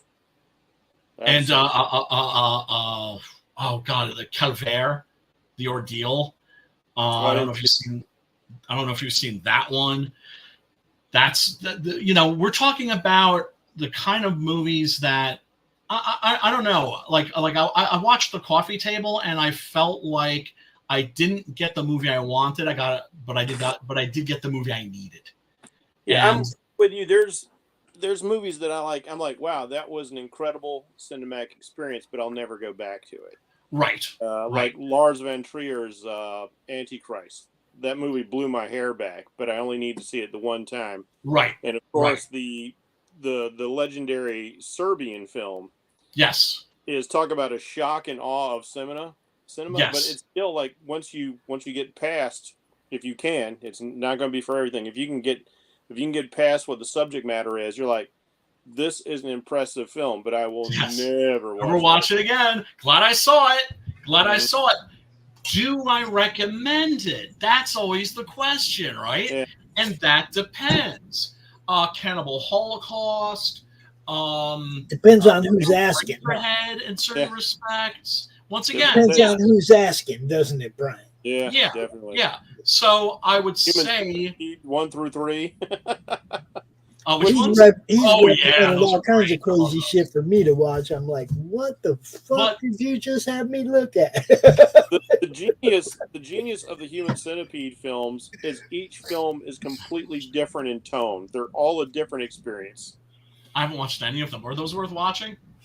I found them very entertaining, but like one starts off like it's so shocking, and the other one starts off the second one is twisted in a way that the first one couldn't be, because it's also about an abusive family.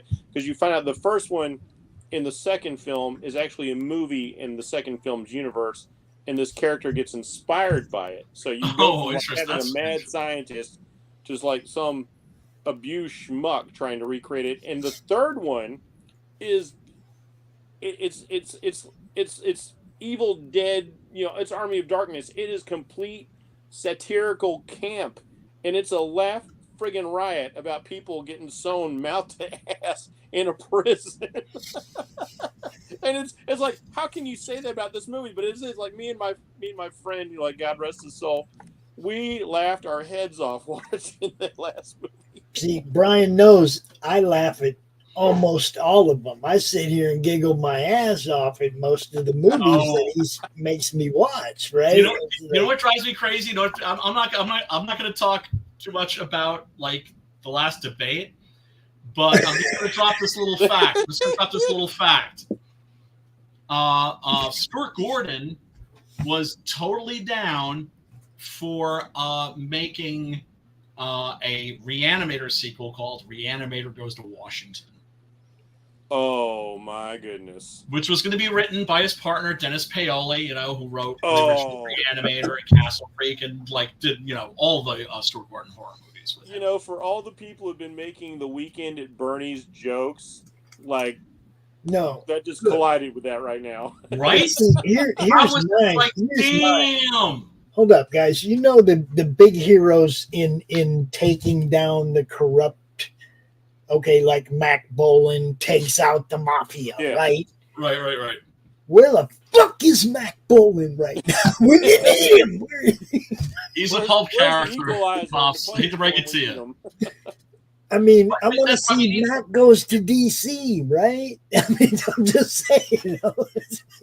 They'd have a fucking Stinger missile waiting for his ass. I'm flashing back to Billy Jack Goes to Washington. Yeah, I like. You know what? If that had more kung fu in it, I would actually maybe say that that's a good movie. I enjoyed it because the second Billy Jack film, it's the same thing. He wanted to tell his, he wanted to get on his platform. He wanted to do his activism, tell his story. But it's the whole time I'm like, this movie needs more kung fu, man, because that one scene was so badass.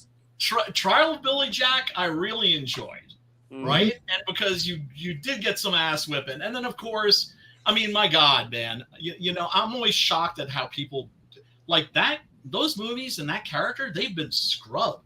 Because I believe that was nobody even knows that they exist. He actually got FaceTime in that. I believe the stand-in for Billy Jack was Master Bong Soo-hong. That's Tom McLaughlin. Yep. The star who played Billy Jack. And those were really good movies. They were awesome. And here's the thing. The first one that he did, of course, was Born Losers, which is just a biker movie, right? Mm-hmm. It's not. Before he discovered his awesome hat. Yes, and started taking off his boots and fucking taking. It's like the prequel to the Billy Jack movie. That side of their head. They're fucking great, right? Hollywood came calling after the first Billy Jack. The movie Billy Jack became the biggest, highest grossing box office hit in indie movie history. And that's a movie I saw at the drive-in too, B. Yeah. Oh, dude. That kind of a movie. It's that kind of a movie. Awesome. That is. Everybody was kung fu fighting. And you know what he said to Hollywood? Go fuck yourselves. He stayed indie, and that's how he got a reputation for being crazy. I respect that. I respect that. I respect the fuck out of that. Yeah, because he's like, no, like that shit means something to me. And you know, I respect that the way Dave Chappelle turning down $50 million and going out of the country to get himself together. No shit. But what did they do? Oh, Dave Chappelle's gone crazy. He's gone insane. Why? Because he's not sucking on your dick? Because he's not fucking. Something means more to him than fucking money. His soul isn't for sale. I think it was in the Oprah interview. It was either in the Oprah interview, either that or on the Actors Studio, and he was like, you know, when somebody calls you crazy, then it's so easy for everybody to just dismiss you. Yes. That's the power of calling somebody crazy. Yes, and that's why the entire media, all at once, were like, Dave Chappelle's crazy. That you know that a memo went out that day. Everybody read from the same memo. Dave Chappelle's crazy. Oh, I'm already crazy. Down $50 million. Just so you all know, I'm already crazy. So you know, you're already. Ryan's obviously crazy. He created a fucking gorilla that runs around with big old giant. Yeah, I stole the idea from an old pulp. Everybody's a little bit crazy. The object is whether or not you're creative about it. Exactly. I believe Norman Bates said it best when we all go a little mad sometimes. That's for fucking sure, man. That is for fucking sure. And some of us are just a little fucking. If you have not embraced your inner crazy once in a while, you're a fucking ticking time bomb, bro. You're going to explode into real crazy that nobody can control. So let it out every now and then and control first. You got to have that pressure release. Yeah, you do. Yeah, you do. And as for things like love and romance, it's about compatible insanity. Yeah. Find somebody who's fucked up in a way that's compatible with the way that you're fucked up. What you got? You got a buddy there? You got a buddy? I'm glad you brought this up because I'm a cinemaphile as well, and I do love my foreign films as much as I do my homegrown entertainment. And like this one hadn't even hit my radar. And so I'm excited to see, like, oh, well, this looks very, very interesting. I'm looking forward to seeing how it's going to pan out, especially with your trying to keep it as mysterious as possible. Yeah, and yeah. Enough to, like, you know, engender some sort of interest in it. Yeah, but don't say I didn't fucking warn you. And everybody out there, you watch The Coffee Table and you're traumatized by it and it fucks you up, you've been warned. You know, after the Serbian film, I don't think anything's going to traumatize me. Although there is one film I just refuse to watch. Like just knowing a little bit about it, I refuse to watch it. I'm trying to remember what the name of it is, but it's basically about these aristocrats somewhere between Sallow, the 120 Days of Sodom. Yes, that's one. I just won't watch that. Yeah, it's about specifically it's about Italian fascists. Yes. Like people like I remember as a kid, one of the things I loved about Italian movies, and especially Italian horror movies, was how fucking violent they were. How bloody and gory they were. Hey, right? Fulci, dude. Yeah, man. And Argento and my man Bava. Just Italian horror just slaps, right? And you know, I remember reading a chapter in a book about horror films that said, "Are the Italians sadists?" Right? And I remember thinking, I have to admit, I've always wondered what is up with all that fucking violence and cruelty. It's not just in the horror movies; it's also in their fucking spaghetti westerns. What's this obsession with cruelty? It was because of the fucking fascists. Because they lived it. Because they lived it, and because this was their way of exercising that, right? Of exercising that demon, of dealing with it, which is it's what funny art you is say this. for. I have a theory about like really crazy Japanese game shows and anime, especially like the crazy hentai, like Urusei Dojin, The Legend of the Overfiend, like the. Yeah, I turned that off. I remember when that first came out, I was just like, yeah, I don't think this is for me. I tell my wife, like my theory on why the modern Japanese are the way they are is like, we shouldn't have bombed them the second time. It was just too much radiation. It messed them up. Well, you look at like, I mean, the or like Japanese horror, when that really started taking off and had an impact here. You look at the yokai, for instance, from their mythology, their folklore. There's nothing like them in any other fucking culture. I was just mentioning to somebody the other day. I was watching a video about like it was probably Dungeons and Dragons related, and they were going over like some of the old Monster Manual stuff. And one of the creatures they had in there was the Penanggalan from Filipino mythology, which is basically this creature. Its head detaches at night. This woman, their head detaches at night. Their guts fly out of the body, and this disembodied head with all these guts flies around looking for people to prey on, specifically pregnant women if they can find them, because that's a whole. But nothing in any other culture I've ever seen can top what the Asians come up with as far as horrible things that are going to just mess you up.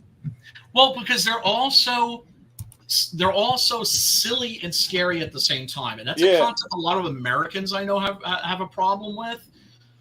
And that's one of the things I love also about horror is how things can be silly and scary at the exact same moment. And yokai, great inspirations, absolutely. Nice.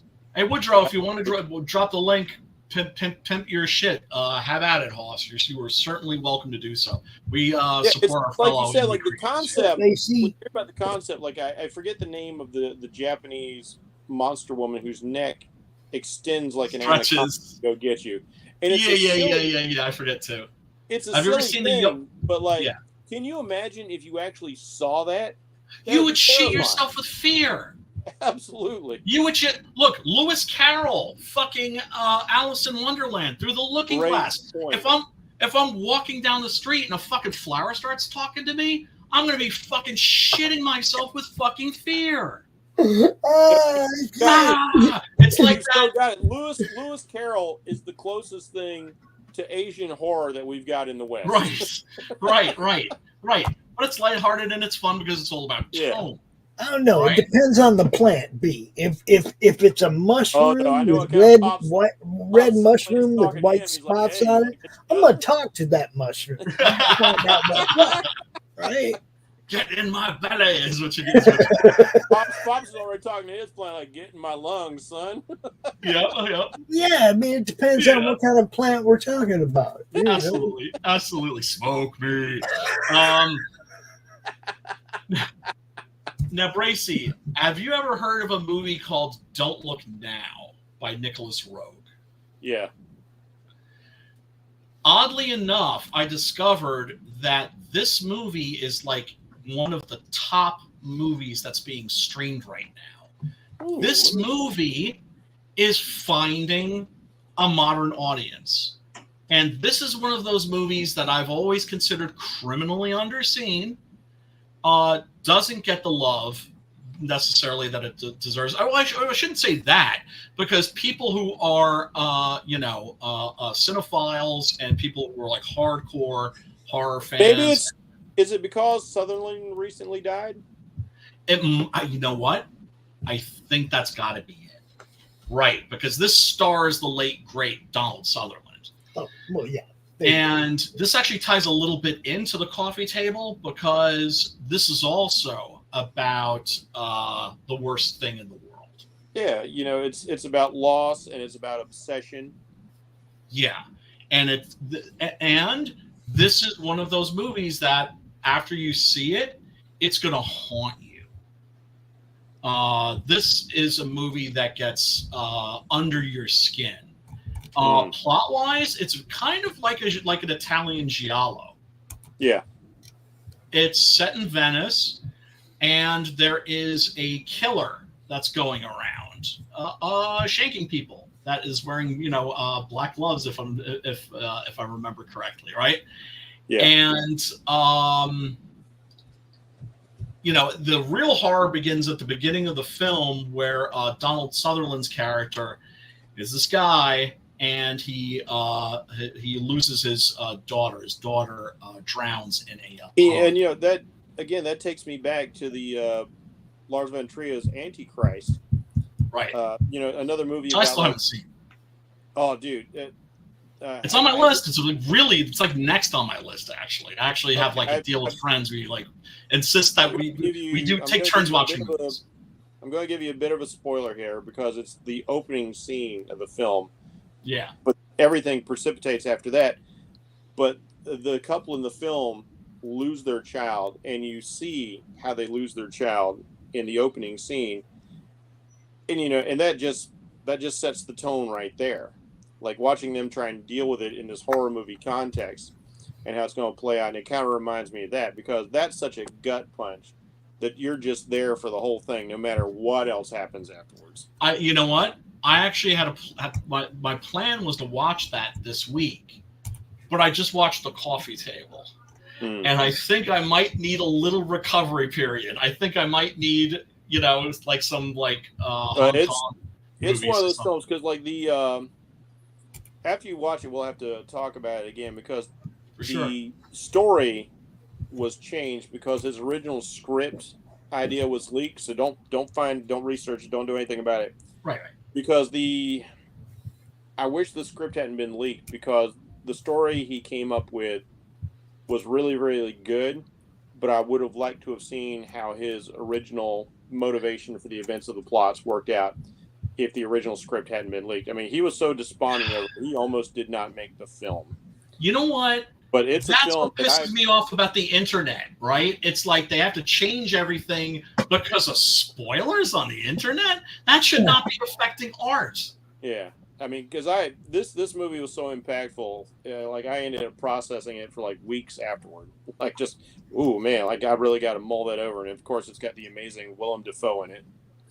Yeah. Like I said, I actually, because I have this game with some of my friends where it's like we take turns. It's like, okay, there's this movie that you haven't seen, you need to watch this next, and then after you watch that, then you can give me a movie, and I have to watch that. And because there's certain movies that you don't see, not because you're avoiding them, but because you don't even have a good explanation. They've been sitting on your to read list for just forever. And it's not that you've even been avoiding them. It's just you have you don't even have an excuse. No, man, it took me 8 years to watch The Hangover. All my friends, everybody'd seen The Hangover, and I finally got around to seeing it 8 years later. I was like, yeah, this was good. I just hadn't gotten around to it. Hey, Laura! Oh, yeah. Man. Oh, man. The locations in this, in Venice, really, really, really spooky, really, really atmospheric. Julie Christie. Oh, this isn't even a classic trailer. This is a new trailer for the new 4K version, actually. Nice. So let's check this out, man, because this needs a bigger audience. I'm a little worried. I'm a little concerned because modern trailers spoil shit. That is true. I'm like, it was Christine. Christine is dead, Laura.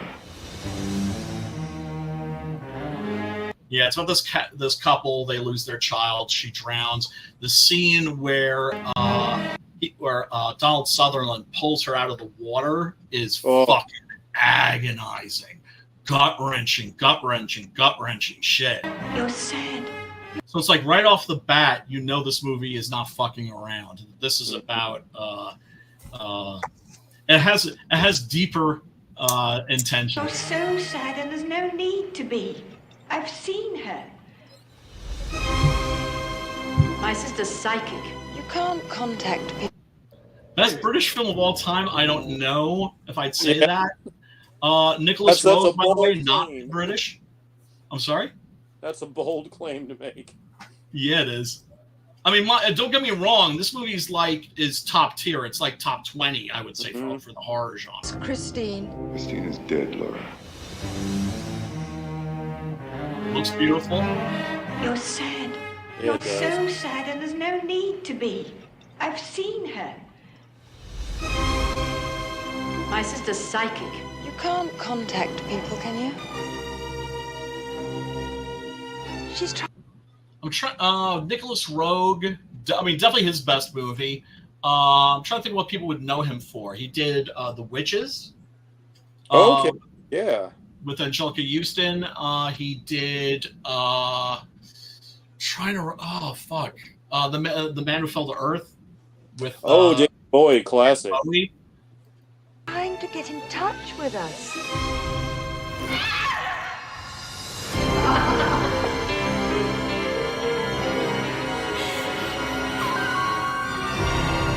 Also, I have to say, and I know this is going to sound weird, and it's going to weird people out. But I don't give a fuck. Yeah.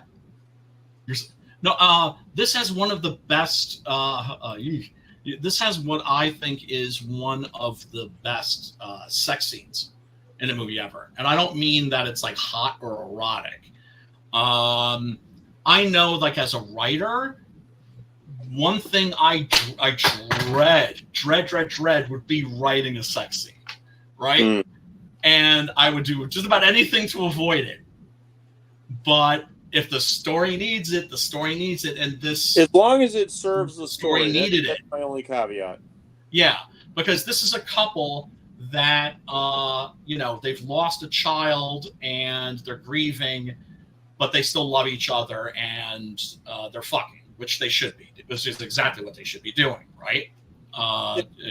Strengthen the relationship. It's like you said, it's not erotic, and it's not meant to be. It's not erotic, it's not meant to be. It's honest. That's the word I would use. It's honest. I hate these fucking sex scenes in movies where people are fucking tearing their clothes off and knocking things off of tables. Who fucks like that? What I like about the scene, and like, of course, the classic Hollywood rumor is like they're actually doing it in the scene. Oh, that's right. Just trying. I forgot about that. Yeah, they were saying that they actually did fuck during that scene. You're right. That tells you how good it is. One of the things I liked about watching the scene is, like, it didn't look like a choreographed sex scene. It actually looked kind of clumsy because, like, we're not trained porn stars hitting all the positions and things. Exactly, because it's right. Because porn, of course, is sex for the camera. Yeah. Also, you watch porn, and it's just like, who fucks like this? Like, for instance, right? Have you ever seen a horror movie called Wendigo from about the 1990s? Larry Fessenden? I think was the director. Not 100% sure. I think so. Yeah. But I think who was the star? Was it Julianne Moore?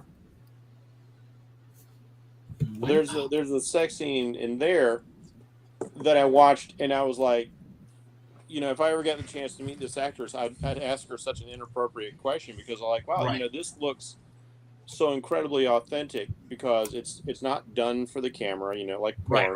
Right. It seems intimate. A couple, they just kind of strip off their pants and they go out because they're in the mood right there. You don't always do, you're trying to look pretty and everything.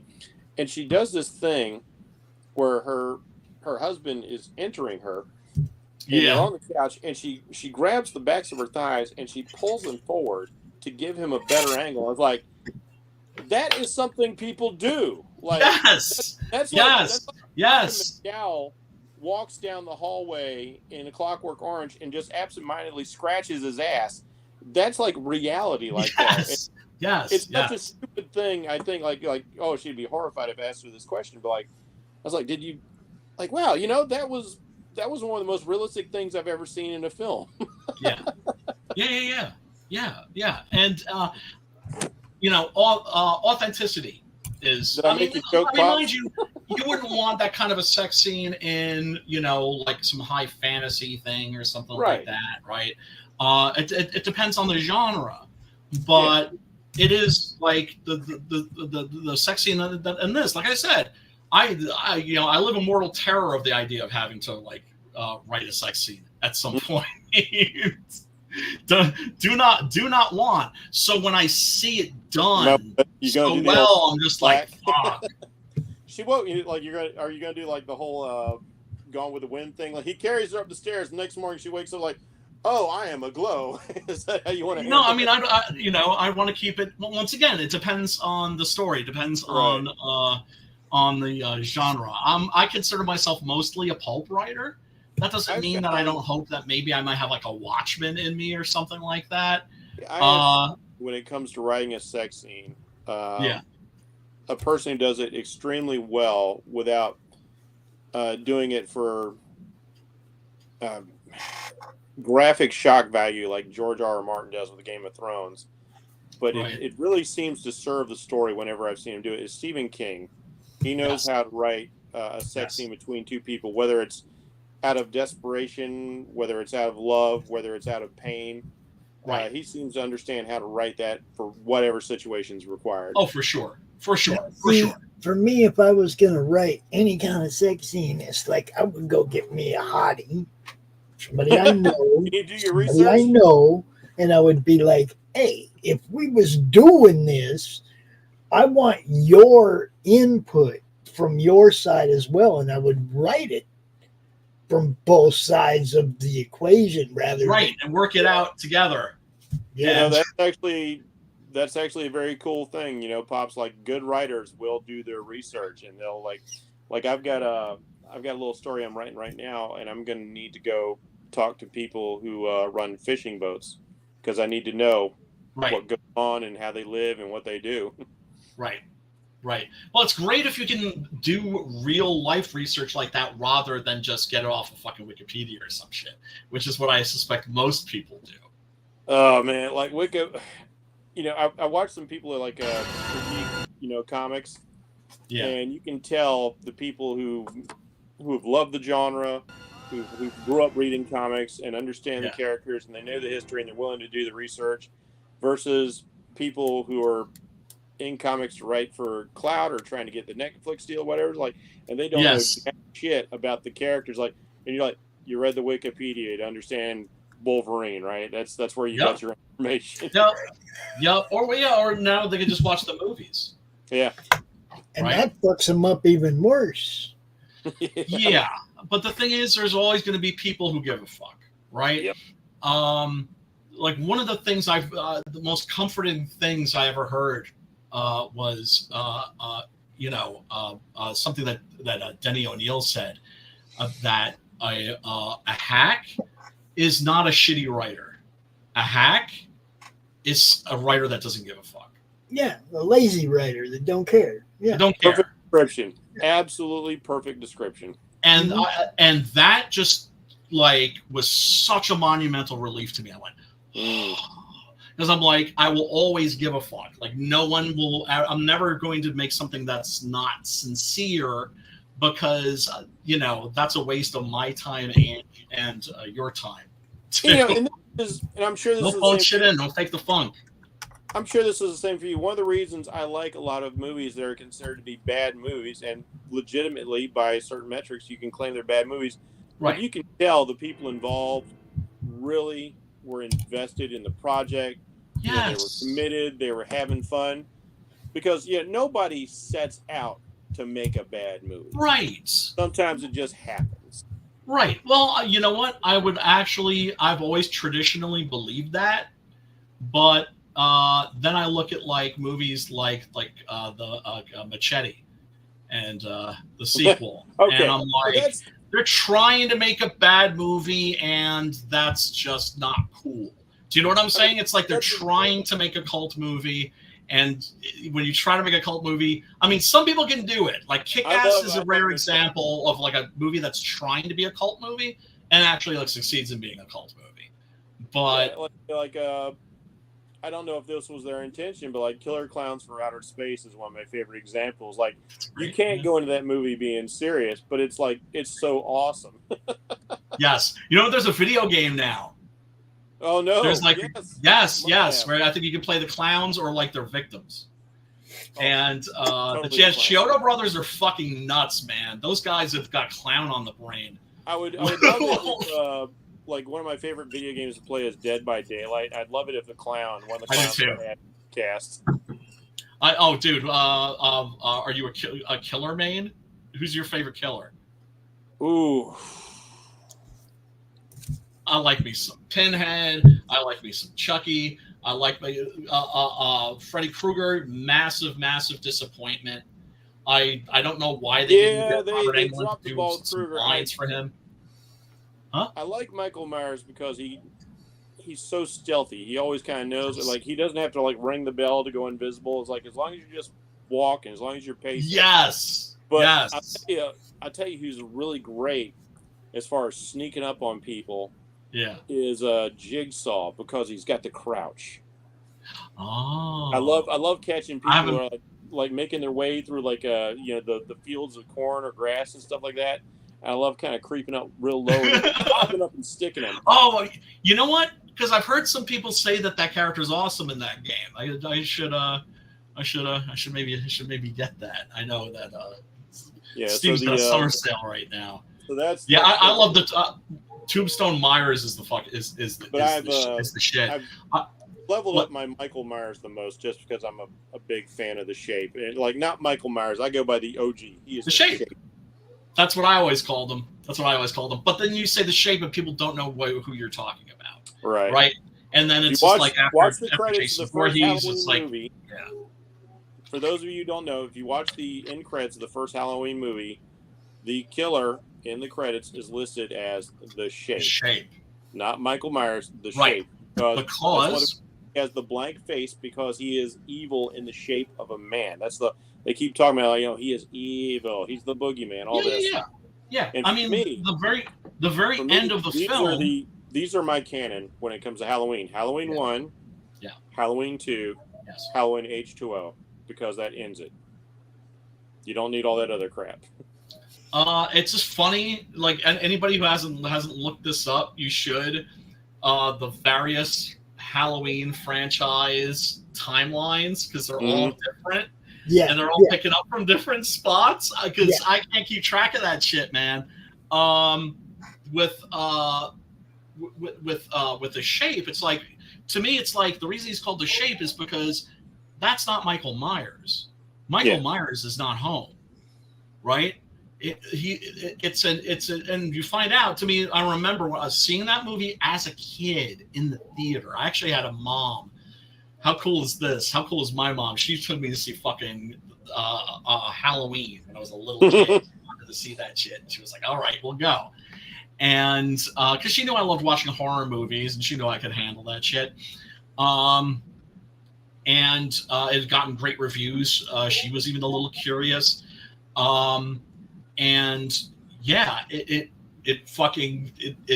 chilled me to the bone, because at the it's a movie where only at the very end do you discover this guy's supernatural. Yeah. At the very end of the film, you get little hints along the way, but it's never outright until the very end. Yes. Yeah. He's not human. He's not human. I always thought he was possessed by like a demon, but it's like a demon that's defined not by what it is, but by what it isn't. Right? It's just this. It's not necessarily even like I don't know. I would say it's a malignant presence. You can't get much more of a malignant presence than the Shape. But yeah, no. The thing I love. That really is how it ends. Like Carpenter ended it like that. You hear the breathing over the end, everywhere, flashing from setting to setting to setting. Yeah. His intention there was like, the evil is out there and it's everywhere. It's everywhere. Nowhere. You don't know where it is. Exactly. You don't know where it is because it's everywhere. It's all around you. Yeah. Brilliant. Genius, right? Didn't need a sequel, but of course, there was no way that they weren't going to make sequels to that. It's disappointing because I do like Rob Zombie as an artist and an auteur, but he so missed the point with what Michael Myers was, and he just felt like, if I make him this unstoppable thing, it's just a stunt man in a mask. Like, no, dude, like it's the exploration of evil and how the normal people have to deal with it. Right. It's not about what Michael Myers is, his origin. I haven't seen him. If we have to deal with it. If Matt's watching right now, he's fucking laughing because he knows like how much I dislike Rob Zombie. I haven't watched the Halloween movies yet because it's like, here's my problem with Rob Zombie. Could he please stop remaking Texas Chainsaw Massacre Part 2. Every single fucking Rob Zombie movie is a remake of Texas Chainsaw Massacre Part 2.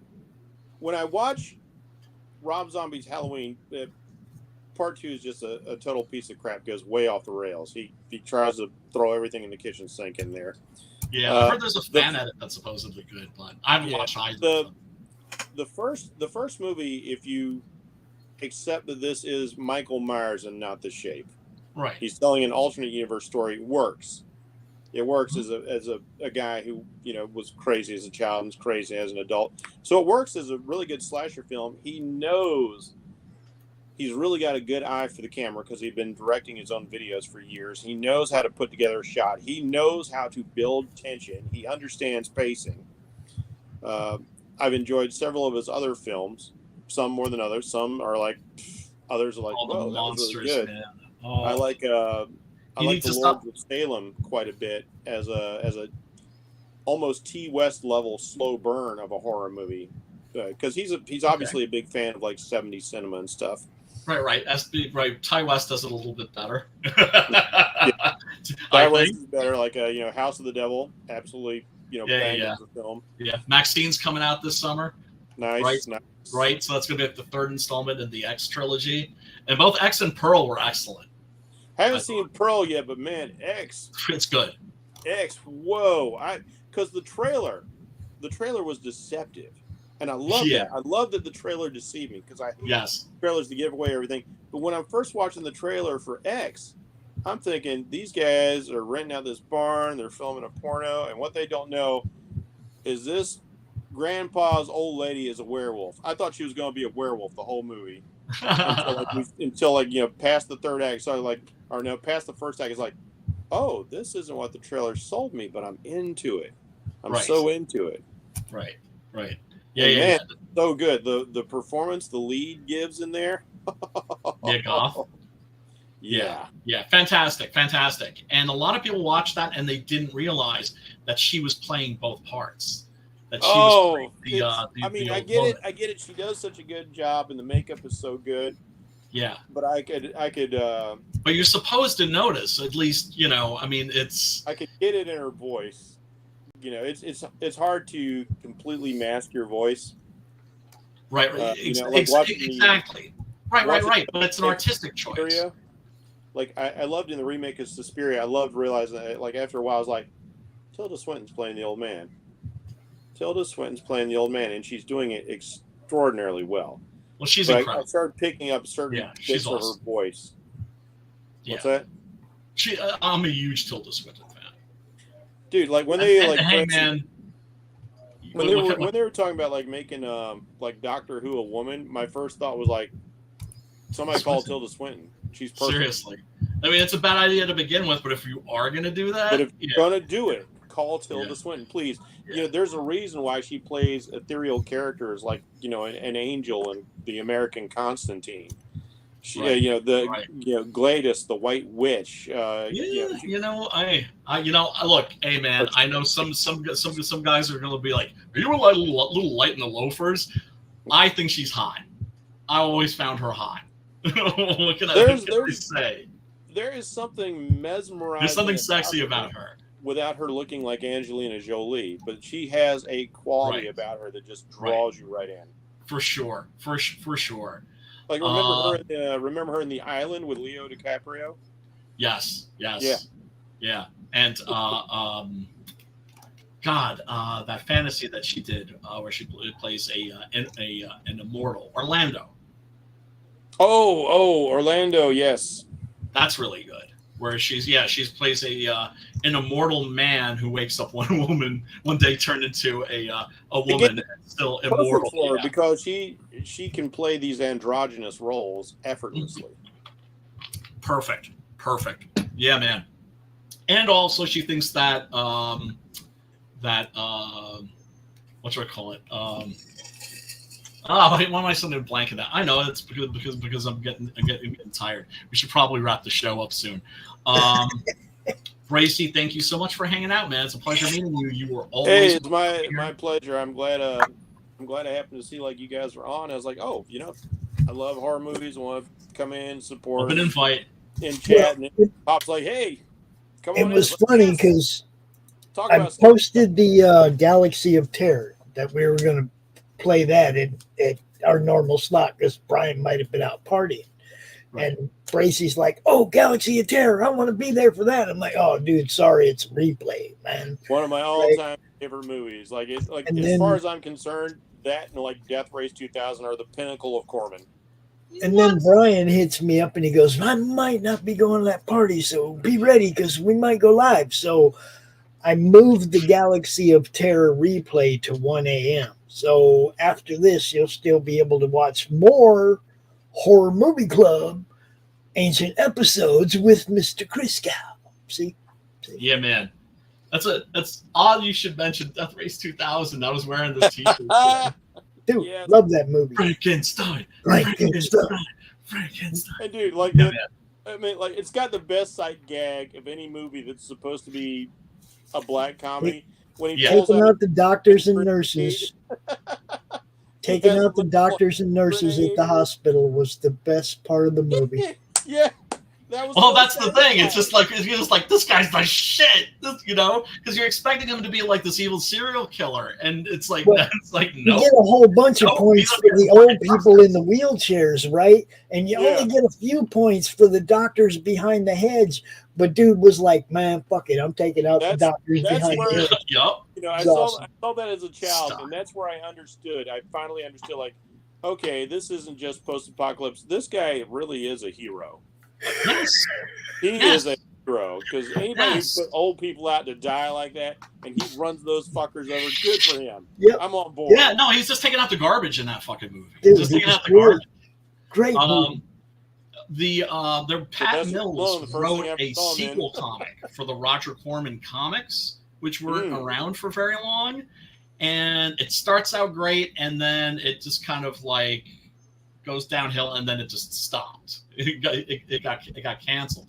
But the first few issues of that are, if you're a Death Race 2000 freak like I am, definitely check those out. You can find them online real cheap too, like for like $1 a piece or something.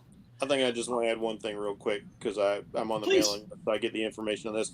Speaking of favorite films, they have comic adaptations, especially those that are backed by the original creator. Tom Holland's Fright Night is being continued in a series of comic books.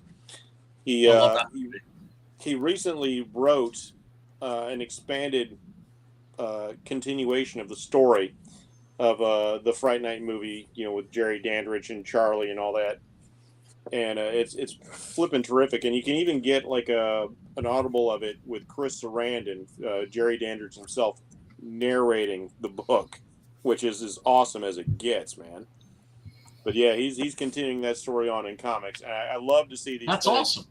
That were essentially kind of one and dones get a new life, and like, oh, I get to see more of this world, this world that I love so much. Yeah. Right. Oh, for sure. Brian, I ain't gonna let you leave without pimping that book. Pimp it. Yeah. Everybody, I've got the campaign going now on fundmycomic.com for the new Six Gun Gorilla. This is just about done. This book is just about finished. This is for the Volume 2 trade paperback, which contains issues 7. Look at that image right there. Pops, I was just on something with Pops the other day, or watching a show he did, and he played the trailer for this right now, and I was like, this looks so exciting, man. This looks like so much fun. Dude, Preston's killing it. I've been overwhelmed by the response to this book. I really have. I am super, super, super, super lucky. People love it. And everybody who reads it seems to love it. And I was not expecting it's such a goofy idea, but it's so freaking cool the way you've handled it. That's because my thing as a writer, like I say, I basically consider myself a pulp writer. Mm-hmm. My thing is I like to, and this isn't on purpose. I didn't set out with this mission, but I've just discovered as a writer over the decades, like my thing is taking a really, really crazy, silly premise and then trying to tell a serious story with it. Love it. And I always believe that when you're taking an outrageous premise like this and telling a story, it's more fun if you play it straight. That too much stuff these days is always winking at us. And maybe it's the 80s kid in me, but I appreciate that because so many 80s movies did that. They took silly premises and they just, played it straight. Like if you watch something like Monster Squad, completely ridiculous. Yes. But, they treat it like it's legit. Like the monsters are actual threats and everything. And the kids. Yes. When Dracula fucking blows that dude up, blows up that cop, it's like, oh, shit just got real. Yeah. Right.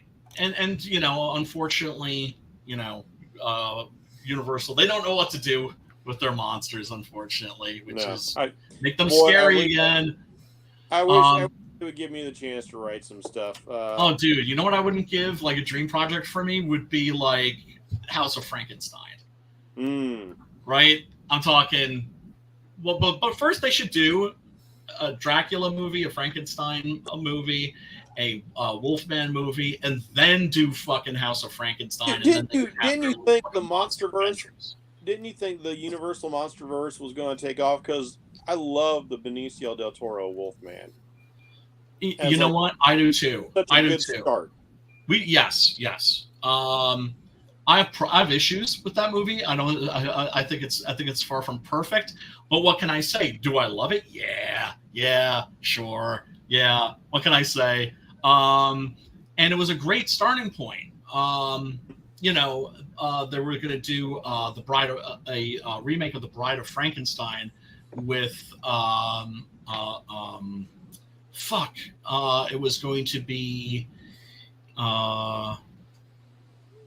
not Del Toro. It was going to be the guy from No Country for Old Men, Javier Bardem. Oh, wow. Javier Bardem was going to play the monster, and I was like down for that. I was like, oh, okay. And they were going to do the Invisible Man with Johnny Depp. They had like a whole thing set up. And then Tom Cruise turned The Mummy into a Tom Cruise movie instead of a fucking monster movie. And they made Russell Crowe the lamest iteration of Dr. Jekyll. I have to disagree. That's the one thing I like about that movie. The fact that because I love the idea of turning Mr. Hyde into like a British soccer hooligan, which is basically what he was.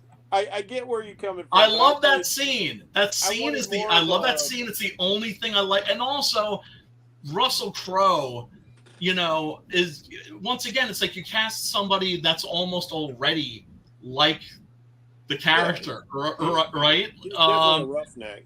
I wanted more of a physical manifestation, kind of like the old school. The only iteration of Jekyll and Hyde I liked where the change was incredibly subtle, but was so impactful was the BBC did like a short series because they don't do long seasonal series like we do over here. Yes. I absolutely loved that. I thought Jekyll that was amazing. Fantastic.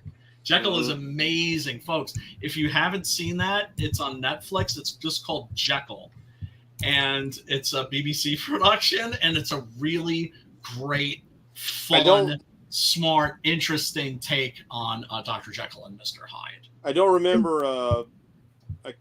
I'm brain farting on the guy's name right now, but the only other thing I've seen the actor in that I can recall is he was one of the dwarves in the Hobbit series of films that they did. All right, Bracey, real quick, pimp that book. Thanks very much, sir. This is a Blood World Phoenix Throne. This is a space opera, which combines elements of, kind of like a Catholicism and medieval fantasy, and a lot of cyberpunk stuff is in here. The queen that we're seeing here on the screen right now, she is the queen of the Ganymede monarchy, but she's also like the defender of the faith. All these kind of like European royal titles and things, and you get to see, like I said, like I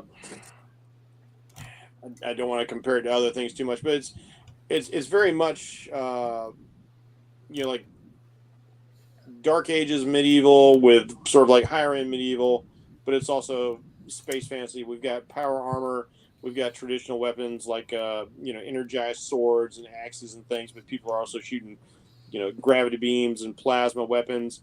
And here we're seeing a bit of an issue between the Indian based Raj. And they've come into conflict with the Baron Chabot from the monarchy over a slight difference of opinion on a few things. And so there's definitely some cultural ties because these people did come from Earth. It's the 26th century, and we've expanded out into our solar system. And so, of course, like we always do, as soon as we sell a territory, we faction right away. And there are our problems. And there's mystery. There's intrigue, there's backstabbing, there's politics, there's religion. There's space monkeys. There are space monkeys, yes, because we are fans of like old comics being old dudes. We thought it'd be fun to put in ads for things that we used to grow up with in comics. So like we don't have the sea monkeys, we have the space monkeys. Oh, and hell yeah. Like, we need to do a Space Monkeys comic, or at least like a 5-pager. And insert it in one of the titles because people love the Space Monkeys. Yes, Space Monkeys. There's tech blueprint action. Tech blueprints. That's amazing. And this is the cover that Jeff did. The cover I drew.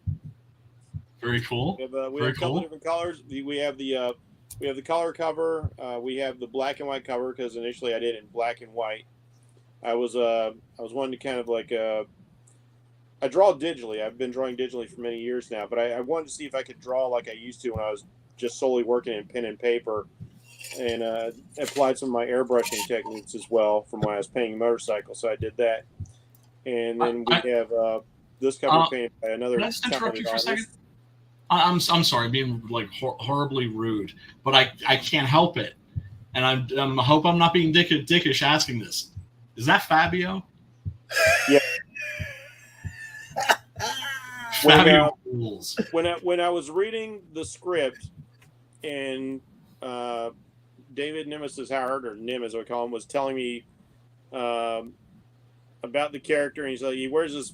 He's actually encased in the power armor. The power armor is like 11 feet tall, and he's inside this thing. And instead of like having just like the kind of like Warhammer 40K kind of head sitting on top of his armor, he says like this guy's so arrogant. He projects a hologram of his head with his flowing hair, and is like, I'm basing this cat off Fabio. So, you are a great man, sir. You are a great man. Hail fucking Fabio. Fabio's the fucking man. And yes. Hell yes. Now, we also have a Luke Stone cover. Nice. I'm doing a little bit of my own pulp art style there because I wanted to reference like the 70s kind of Star Wars movie poster, but also all that Frazetta artwork that I grew up with, and I love. Right. Yeah. You gotta have like the big hero and the sword, and he's standing there looking all cool in the midst of all the flame and destruction, and the ladies all swooning up against him. I was like, well, who better represent that than Fabio? You are a great man. You are a great man. I just wanted to say a lot of Nem's inspirations for this series come from Deep Thought books. Yeah. Not from, glitzy glory books, from Deep Thought books. Like shit like that, with shit that you have to actually think and understand what the hell's going on. Yeah, like for instance, the two of us are big fans of like Frank Herbert's Dune. We're fans of like the actual written works of like Game of Thrones, and these are multi-charactered, multi-tiered, multi-layered stories. Like they, especially when you look at something like Dune or Toking, where there's just so much going on. And like canvases, before we even got started, he has this Bible, this world Bible, and he's figured out so much of the world way before we even started like putting a single thing down on paper. It's So incredible. he's just so much better than us. I just want you to understand there's lore behind the story. There's a lot of lore behind the story. It's not just like a comic book that's going to come and go. It's kind of like Path of the Pale Rider, where Laurie's building this lore outside of the comic. Yeah, there's a tremendous amount of world building that exists beyond this, because as we get more stories done, you'll see more pieces of the world. But like, me and him have been batting around ideas, and we've got presumably like 5 years of story that we want to tell. We've got 5 years of story ideas that we've been hashing out. So like we're in it for the long haul. Nice. I mean, you know, I could write Six Gun Gorilla comics for forever, but at the same time, I also want to be able to do other stuff. Are you planning on focusing completely on this, or are you gonna like maybe drop another book? We've actually got several writers.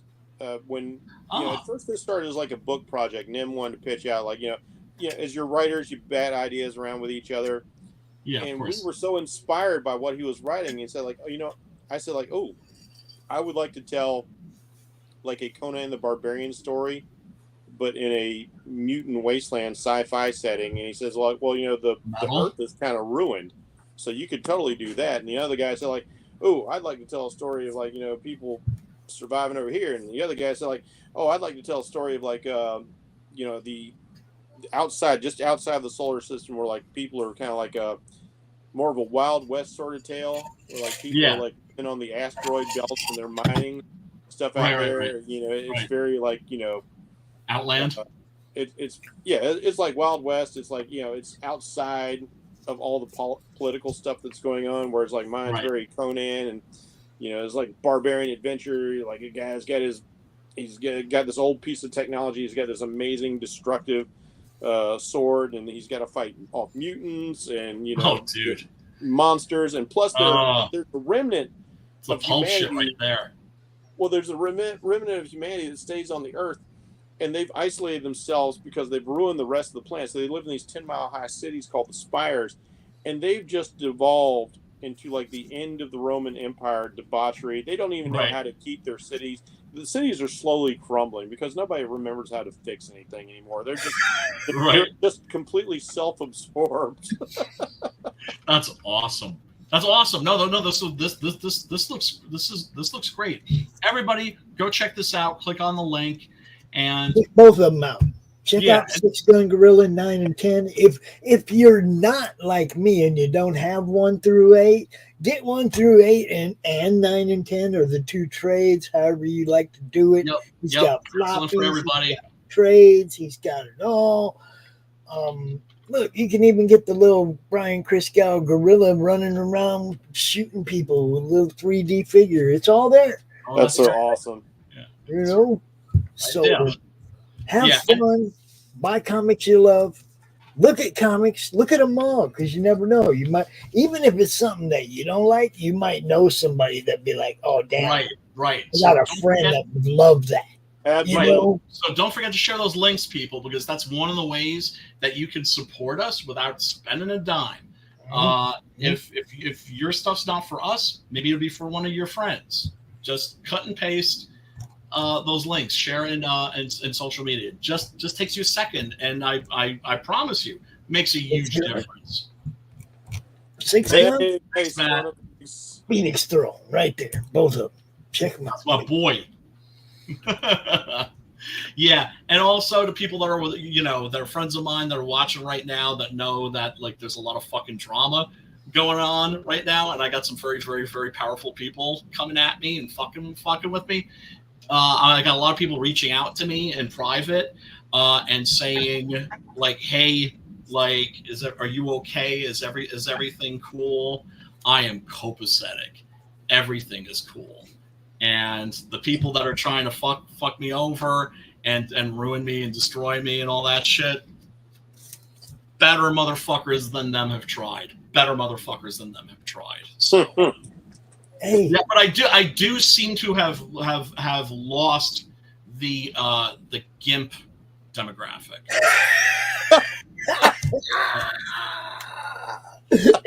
Yeah. So I mean, that's an audience, you know, that's very coveted by comic book creators. They're so vocal when they take the ball gags out of their mouth. Angry motherfuckers, man. Angry motherfuckers. But anyway, Bracey, thank you so much for coming on. And I added you to the group, to the DM group.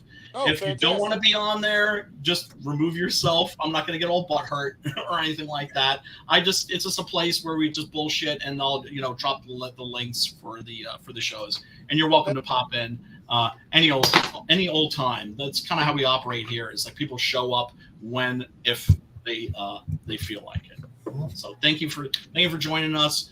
And you know what happens if I pop in? I'm going to share people's links. I'm going to do my promotion thing because I love these guys. I love you guys. I love what everybody's doing in indie comics that ain't trying to shit on somebody else.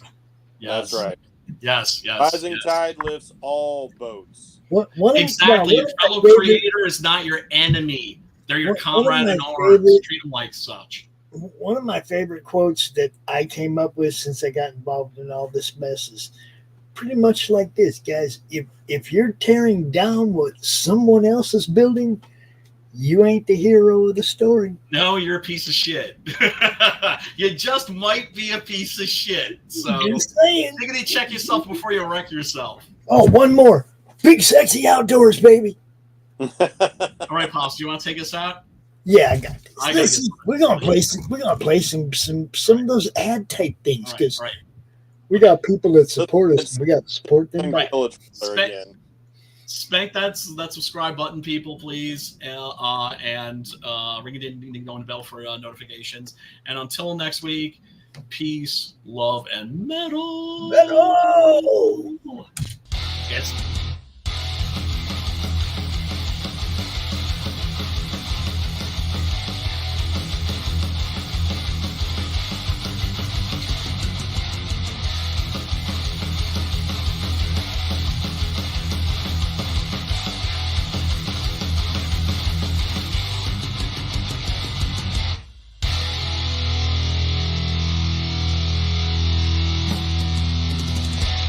Flip City Magazine is just really pulling out all the stops, man. Your guys' production value of this magazine has gone insane.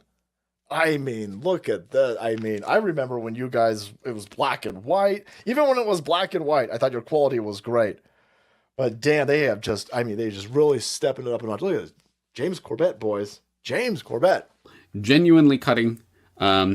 But also funny and obviously just chaotic and very fun.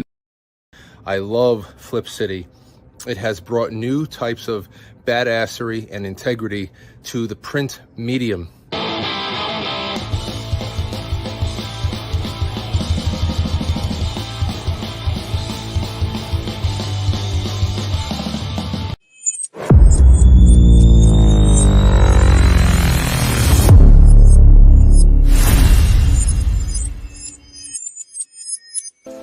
Who am I, you ask?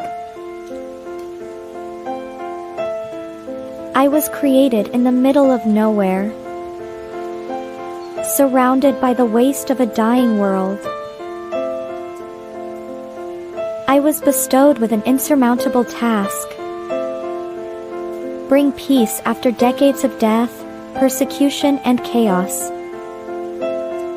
I am a grandchild of war, destined to help two camps which hate has fueled for far too long.